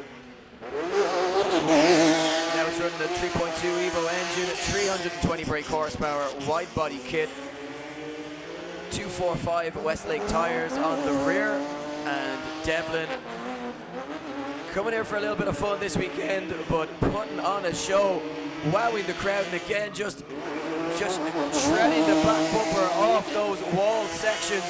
Not afraid to get close to the wall, not afraid to do damage to the rear end. Put your hands together for Liam Devlin. Yeah, very good run from Liam Devlin there, and you've got to say, being very, very committed. When a lot of drivers were backing out, he's coming on the clutch instead of the handbrake just to try and wash that car closer to the walls and come back on the power again. There you have it, an 80 on his second run, 10th position for Liam Devlin. Two scores almost identical, meaning you've got to say it's not at the top of qualifying, but it's consistent, and consistency counts when it comes to twin battles because you obviously are very, very in control on the track, and that's what matters. Remember, qualifying is just get you in the show. Then it matters very little from that point on. It's all about going head-to-head later on for the twin battles where the excitement really ramps up. This is just the warm-up if you're new to drifting. This is just single runs with these guys, and after a while we put them head-to-head and door-to-door, so they are inches from each other and the walls later on, and that's when it gets really exciting. Next up, Pete Nielsen, another man looking to improve his score. Sits currently in 26th position with a 65, so he's outside the top 24, has to put in a much better run here. Yeah, Peden hoping to have his new build ready for round 2, but unfortunately some delays with that, meaning he has to revert back to his 2017 chassis. And as we said on the first run, this car down on horsepower quite significantly. But Peden, always there just to have a little bit of fun, not here to try and win the competition, just looking to take down a few names and see how far he can get. Enjoys the fun of being on the grid and just trying to wow the crowd, but he puts in these exceptional qualifying runs, and it's really where Peden shines. So technically correct as he goes around the circuit. And Dave, do you know what? Maybe lacking in a little bit of impact, but that was a very impressive run, technically from Peden Nielsen. Yeah, technically he did exactly what he needed to do. He hit every single clipping zone around the track and kept out to those outer white lines, which is what the judges will be looking for. So he, as an ex-judge, will know that himself. Also judges the Irish Amateur Drift. Look at this, going from a 65 up to an 82 for Peden Nielsen, puts him into 8th position. Yeah, Peden Nielsen's a big game player, and pulled that one out of the bag right when he needed to. Right in the mix now, and could be straight into the top 16. Was that 8th position? Yeah, 8th position, right on the cutoff for the top 16 automatic promotion. Will he stay there? Joe Doyle at the moment though sits in 2nd position on the grid with an 86.3. So Joe Doyle, sitting on the line right now, has every chance of going for broke here and topping qualifying. Yeah, Doyle sits in 2nd position. Wants to improve on that, but imagine needing to be a little bit closer to the wall in that first zone, but clip 2, no problems. Tags the wall with the rear bumper of the R33 Skyline. As we mentioned, the man responsible for so many of the impressive builds that are coming out of Quinn M Sport at the moment. This guy built Kevin Quinn's car in 25 days. How impressive is that? Not sure this one's going to take it to the top of qualifying, but he sits in 2nd position and will be straight into top 16 action later on this afternoon. Oh, there's the sun. There's the sun. The sun decided to turn up. We were waiting for that all morning. Somebody just plugged it in. Someone just put the plug back into the sun again. So, sorry, my bad. Look at this, a 78 for Joe Doyle. Not as good as his first run. Stays, though, in 2nd position after his first run. And it is going to be Chris Burnett, our next driver, to hit the grid. Chris Burnett scoring a 73 on his first run, so another driver looking to improve. Yeah, hashtag CB58. Yeah, of course. If I look at a little wave out to the fans there.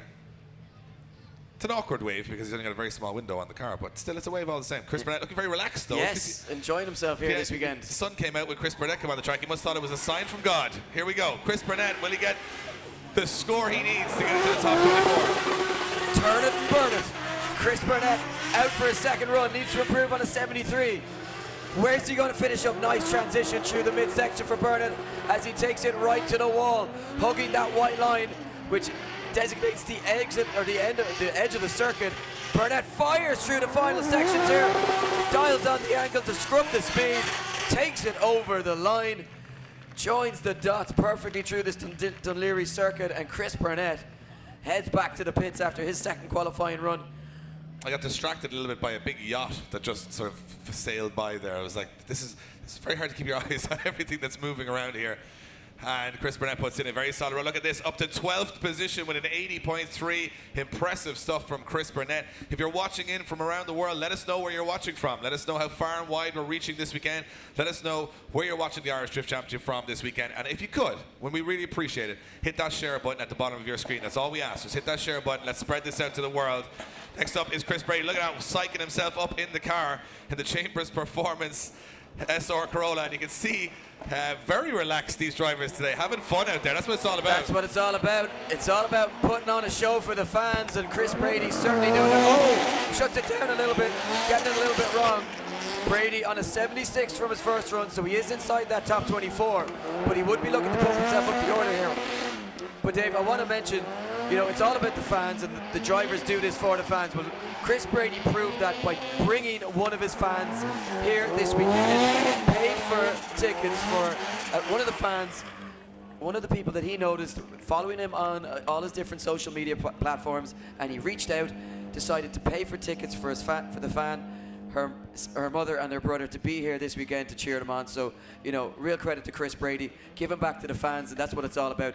21st position for him, safe inside that top 24. And you know what? When it comes to the battles, that's where Brady's going to shine. And we are looking forward to seeing him out on track. Of course, Jules Chambers and Chambers Performance giving him the dig out in the pits here this weekend. Yeah, next up, Danny O'Callaghan. Just getting word in. We have people watching it from Australia, from Oman, from the Middle East, from Brazil, from Canada, everywhere in the world watching the Irish Drift Championship at whatever time it is around the world.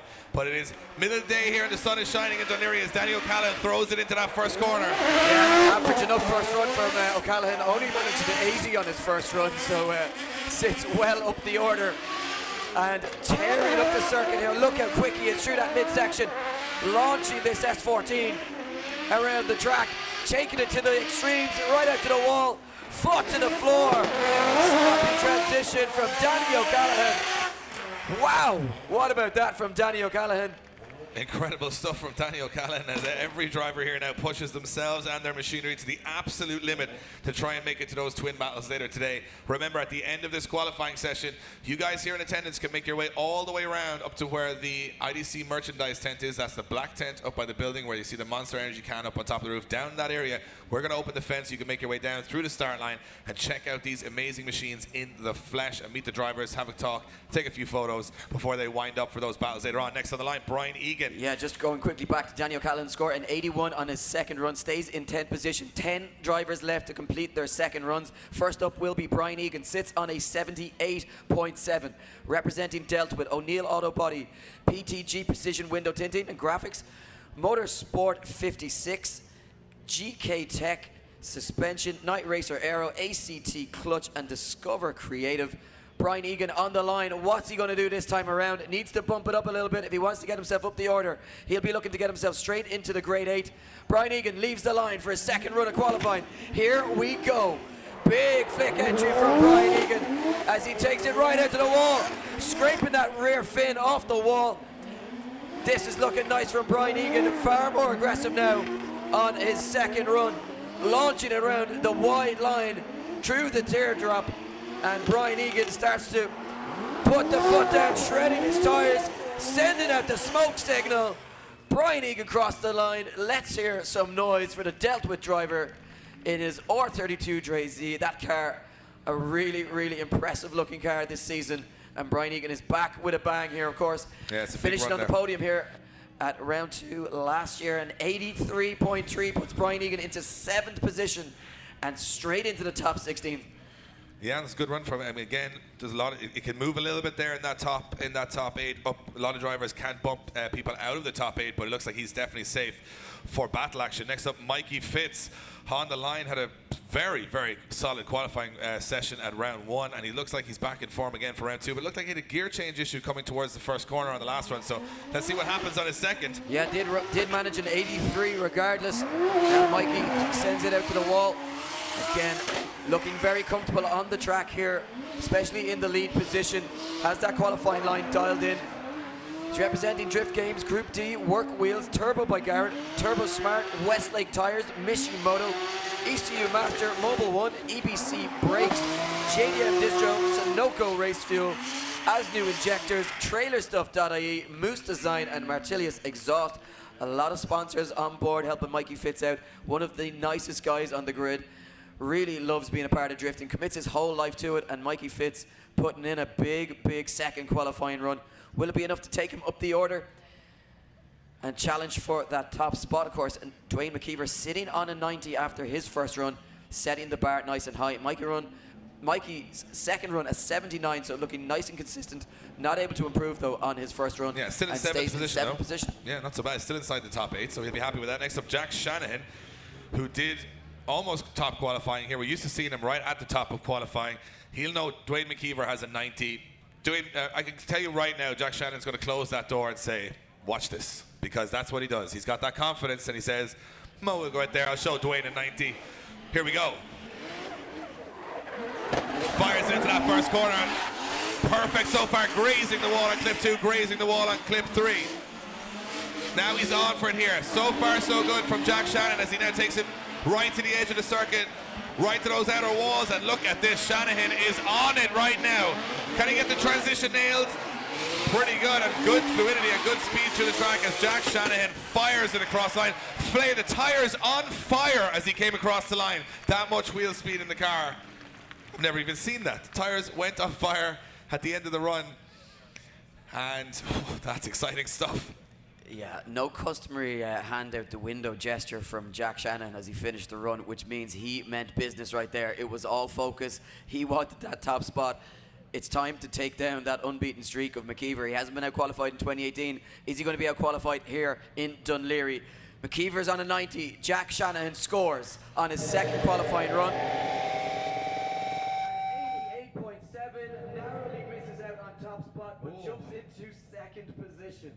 So not able to pip that 90 score of McKeever, but certainly Shanahan is looking back on form. Well, if it stays as it is, McKeever and Shanahan couldn't meet each other until the final. Yeah, so that's how it would be if they qualify first and second, but there's a few guys still on that grid that might split those two scores. Next up, Mark McBurney, putting in a very good first run, and now can he get himself into the top 8? That's what he's aiming for here. To get himself into the top 8, he would have to go higher than Brian Egan's 83.3 to do it.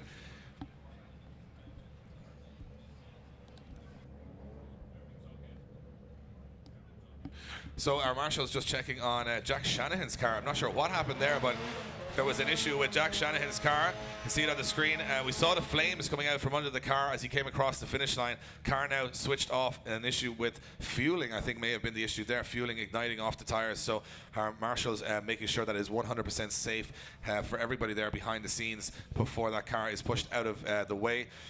Next up, as I said, Mark McBurney warms his tires. He's ready to hit the circuit. Let's see what he can do. He's going to come in here with a very hot entry, I imagine. Yeah, from the first run. Big entries are what we're accustomed to seeing from McBurney, but not taking it out to that wide line. Missing one or two clips along the way, but a steady run nonetheless from McBurney. And you know, we talk about these runs as not being as wide as they like. It's still an extremely impressive run, Dave. But when you take it, though, these guys are trying to go right to the top and break into the 90s. Maybe could have been a little bit deeper in some of those clipping zones. Yep, absolutely. And of course, this is the last ever event at Drift on the Docks 2. The second and the final, everyone wants to make a name here. Everyone wants to remember this event today, what happens here today. You guys in the crowd are going to be part of it. We're going to have a lot of fun for the rest of the day. We're going to get the place hyped. Mark McBurney scores an 81.3, putting him into 11th position in qualifying. We're going to have some fun right throughout the day. We want you guys along for the ride. And next up, Alan Hines on the start line. Yes, Alan Hines, the student from County Cork. He's on an 82 from his first run. So Alan Hines, a little bit down the order. And a man who's gunning to take that top spot. He wants to take home a few podiums here this season. He's going to have to improve on his score to get himself into that top 16 automatically without the need of a battle in top 24. So what's it going to be for the man representing the Pro Drift Academy, Alan Hines? This looking really, really good, Dave. Very wide line throughout the circuit, collecting the clipping zones as he goes. Looking very, very steady. Yeah, that's a big run from Alan Hines there. He looks like a real contender this weekend. And he's just dropped into that pro class and looked so comfortable. Throughout round one, he was putting on a show. Round two, he now looks comfortable again, but can he creep into that top 8? That'll be the question. Alan Hines awaits his score from the judges. Is it enough to bypass the top 24 and get him into the top 16 main event? It is indeed. It's not only good enough for the top 8, it's good enough for second position with an 89.3 for Alan Hines. He goes splitting Shanahan and McKeever at the top. Alan Hines, the new pro rookie, showing the big dogs, the ex-champions, that he's coming for them. Yeah, very impressive run from Alan Hines. And of course, probably an unfair amount of seat time that he's had practicing at home, online, all week on a circuit that he created himself, just a replica of this Dunleary circuit. And you can check him out online. He constantly posting videos of his home setup and how he practices. But we move along to Shane O'Sullivan. Shane O'Sullivan sits on a score of 80 from his first run. Works in car sales. He's a County Galway man representing Elite Autos, Jap Speed, driving He's style. coming in hot, and Eddie. running Max Speed tires. Max's tires. And yes, as you say, Dave, coming in really hot for his second qualifying run. Transitioning to the center of the course, and look at that, using the front brakes to control the front end of the car while he stays full throttle with the rear. Left foot braking is called a very advanced technique in drifting, and Shane, an expert at it, putting in another sensational run here. As the veteran shows, and all these young kids can come into the sport, but he is still right there. 10 years at the top of the game, and no one, very few, in fact, have surpassed Shane O'Sullivan in the game in that 10 years, and he's still right there hunting his first IDC win. Anything can happen here today. Could we see international a driver like Mitch Larner finish off the whole undefeated streak? Could we see Shane O'Sullivan? Now he jumps up. Shane O'Sullivan goes into 8th position with an 83.7. So he goes into the top 8. Big run from Shane, avoiding the top 24 knockout stages, straight into the top 16 main event later this evening. So far. Absolutely. Still two drivers to come outside that top 8. So Paul McCarthy and Mitch Larner will be looking to put a stop to that for Shane O'Sullivan. Will we see that though? McCarthy on the line sits on a score of 80.3. So needs to bump that score up a few points if he's going to get himself straight into the top 16, into one of those very lucrative top 8 positions in qualifying. McCarthy just missing out narrowly on a podium finish at round 1. What can he do here on his second qualifying run? Looking to improve on that score of 80. This looking like a big run from him. Very, very tight out to that wide line. And yeah, just has it dialed in now. There's Paul McCarthy as he takes it across the line for the final time in qualifying. And he's going to be tough to beat again today. I think there's going to be, if you watch the level of driving these and comfort these guys are at this speed and close to the walls, can you imagine what the battles are going to be like later on? Insane. But McCarthy awaits his score. Always coming in here as an underdog, but I don't think so anymore. After round 1's performance with that new setup in the car, with that new turbo and the M3 engine, I think Paul McCarthy wants to come and win this thing once and for all. And he is one of the very few drivers on the grid, one of 5 or 6 that have ever won an event, which is a very strange statistic, and Paul McCarthy is one of those. An 82 for Paul McCarthy leaves him in 12th position for the finish of qualifying. Got to go to top 24. He's been there before in the past and battled his way from there. Mitch Larner, the only driver on the grid that can take down an undefeated Irish home soil streak that lasted 15 years. Will it all come to a crash today? Here comes the thunder from down under. Look at that entry from Mitch Larner. Yeah, big entry from Mitch Larner. So committed to taking down this streak that this is now his second full season in the Irish Drift Championship.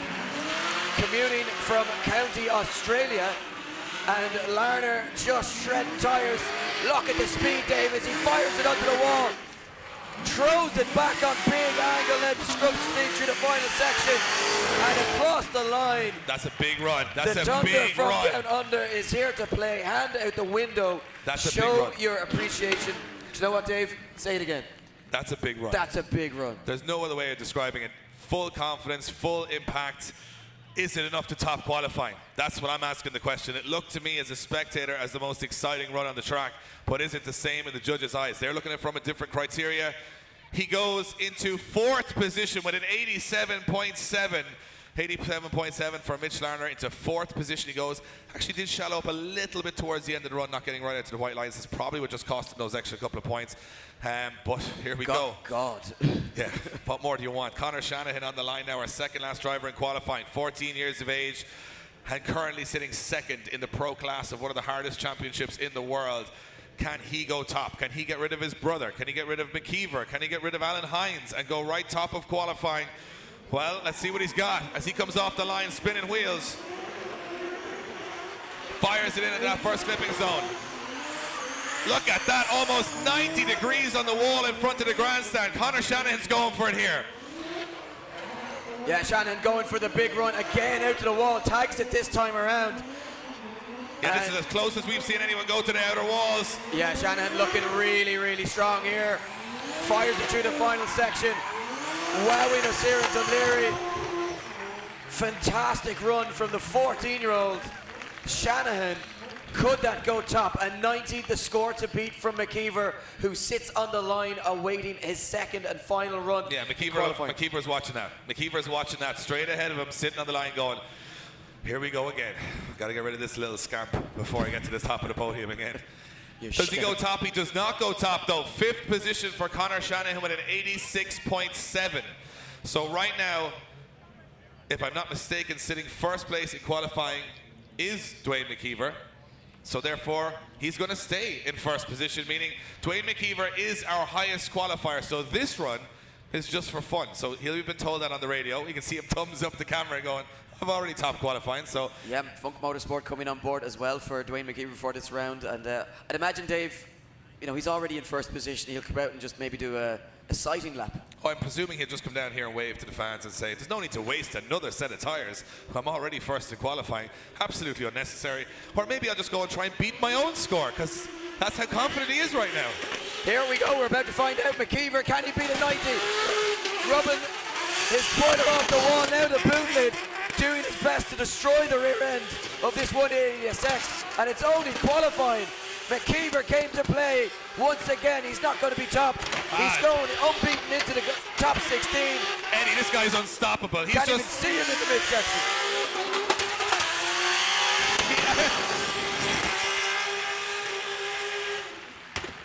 Remember when you told the drivers to shut off over the line so you didn't create any unnecessary smoke? Yeah, Dwayne McKeever's getting a word now. Not supposed to do that. But how can I tell him not to when he's sitting in a 700 horsepower car? Dwayne McKeever scores an 88.3 on his second, but I think that one was just for fun. That means he stays top of qualifying. Will he be undefeated? He hasn't been beaten at anything, qualifying or battles this year so far. We're going to throw up the scoreboard for you guys to be able to see who's into that top 24. Eddie, talk us through it. Yeah, so there you can see on your screens in top position with a score of 90. Round of applause for Dwayne McKeever. Second position for Alan Hines. Jack Shanahan rounds out your top three. Mitch Larner in 4th. Conor Shanahan in 5th. Joe Doyle in 6th. 7th position for Kieran Casey. Ryan Caldwell in 8th. Shane O'Sullivan in 9th. And Mikey Fitz in 10th position. In 11th, Brian Egan. 12th position for Pete Nielsen. 13th for Paul McCarthy. 14th, Mark McBurney. 15th, Danny O'Callaghan. 16th, Liam Devlin. 17th for Chris Burnett, 18th for Dean Martin, 19th for Dennis Murphy, Stuart Gilmore in 20th position, 21st is Chris Brady, 22nd Kevin Quinn, 23rd for Charlie Geary, Jack Shield, all the way from Pro-Am qualifying, or from Pro-Am competition yesterday, rounds out your top 24. So Jack Shield has got to the top 24 of Pro in his first ever Pro-Am event. Insane. What a week for him. Anyway, that is the end of our qualifying session. All of our cars are going to roll down onto the track. They're going to be stationary. If all you guys in attendance want to make your way all the way around past the big screen up to where you see the trade area where the IDC merchandising is. Of course, the Drift Games merchandising on sale there as well. Grab yourselves a hoodie or a t-shirt. Support the cause. And of course, we've got all of our amenities up there, toilets, food, everything like that. As you pass them, you'll come down through the actual start line of the track, and you'll be able to come down and meet the drivers, say hello, check out these amazing machines. And from me and Eddie in the tower, we want to remind you, if you're online right now, get on the driftgames.live website, grab yourself some Drift Games gear. You can grab the British Drift Championship gear, you can grab Irish Drift Championship gear, delivered just in a few days to your home. Support us if you're watching on the live stream, if you enjoy what we do and you can't make it in the flesh. Please give generously to the championship and support our cause. And also, if you are, make sure you join us back for more action later on. I'm going to take a couple of spins in the Mobil 1 Mustang for the guys here in attendance, also with some passengers from our very gracious sponsors at Mobil 1. And until then, from me and Eddie here in the tower, we'll see you guys back for top 24 later on today in just about an hour's time. Until then, stay tuned to our Facebook and Instagram feeds for all further updates. Until then, we're back with head-to-head battles later on from Drift on the Docks 2.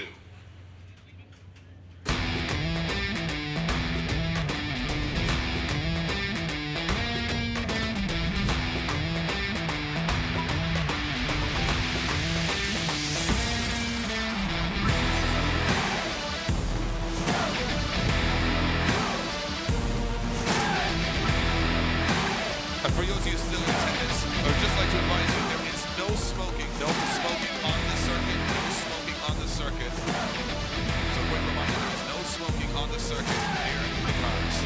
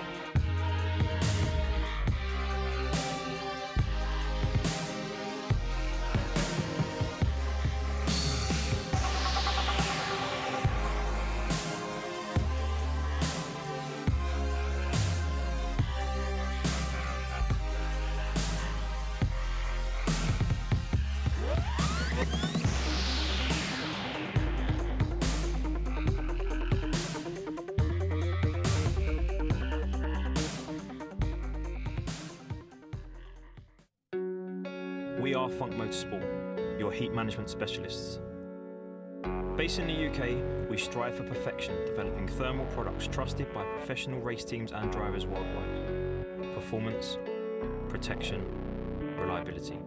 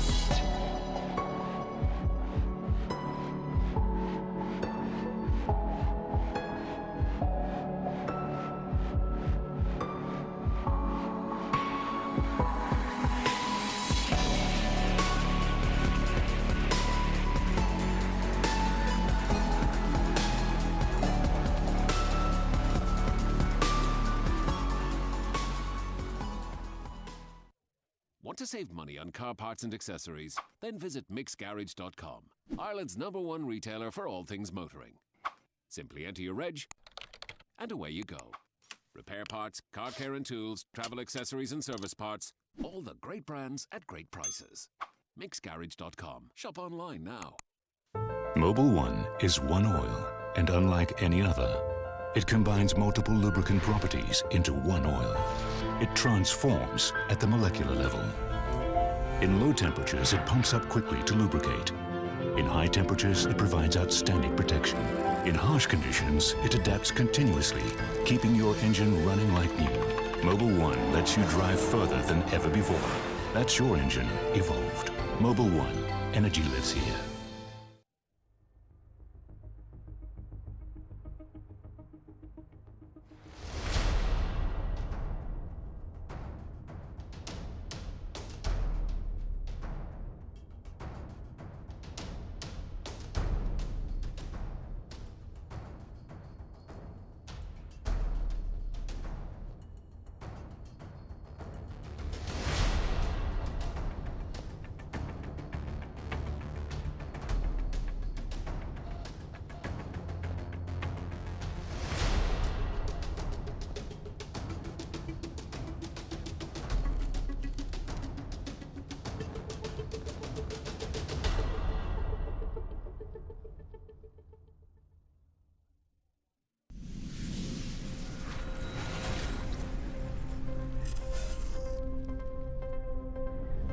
There's a reason that half the paddock, if not more here, runs Samco hose, and that's that nobody wants to be let down by a split water hose or a split boost hose. And with Samco, there's nothing to worry about. With using these hoses, we get the reliability, they never burst, we can just rely on them, and that's all we need. Half of the grid are running Samco hoses in their cars, and there's a reason for that. They're the best in the business.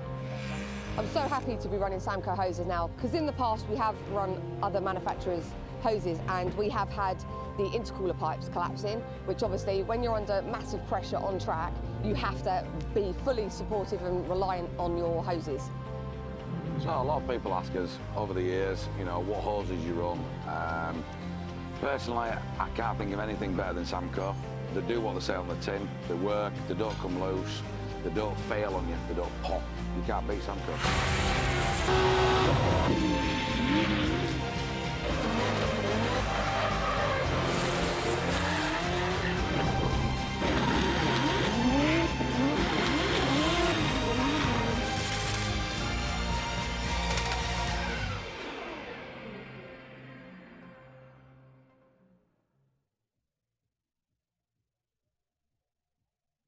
I've chosen to use VP racing fuel since I was a teenager racing motocross, which was 21 years ago now. I've been using VP racing fuel for years, basically ever since I built my first race car, and you want to get that consistent fuel, it was VP through and through. Absolutely, right from the beginning. that's the brand. Yeah, I've been using VP probably since I was 10 years old racing dirt bikes.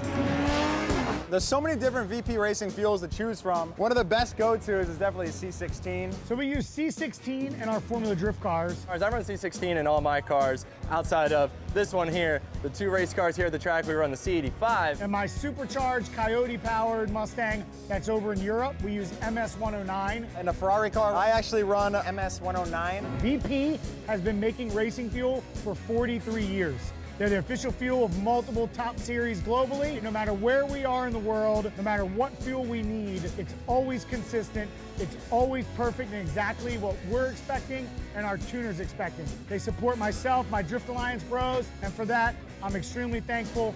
Keep making amazing fuels, and we'll keep out there having fun.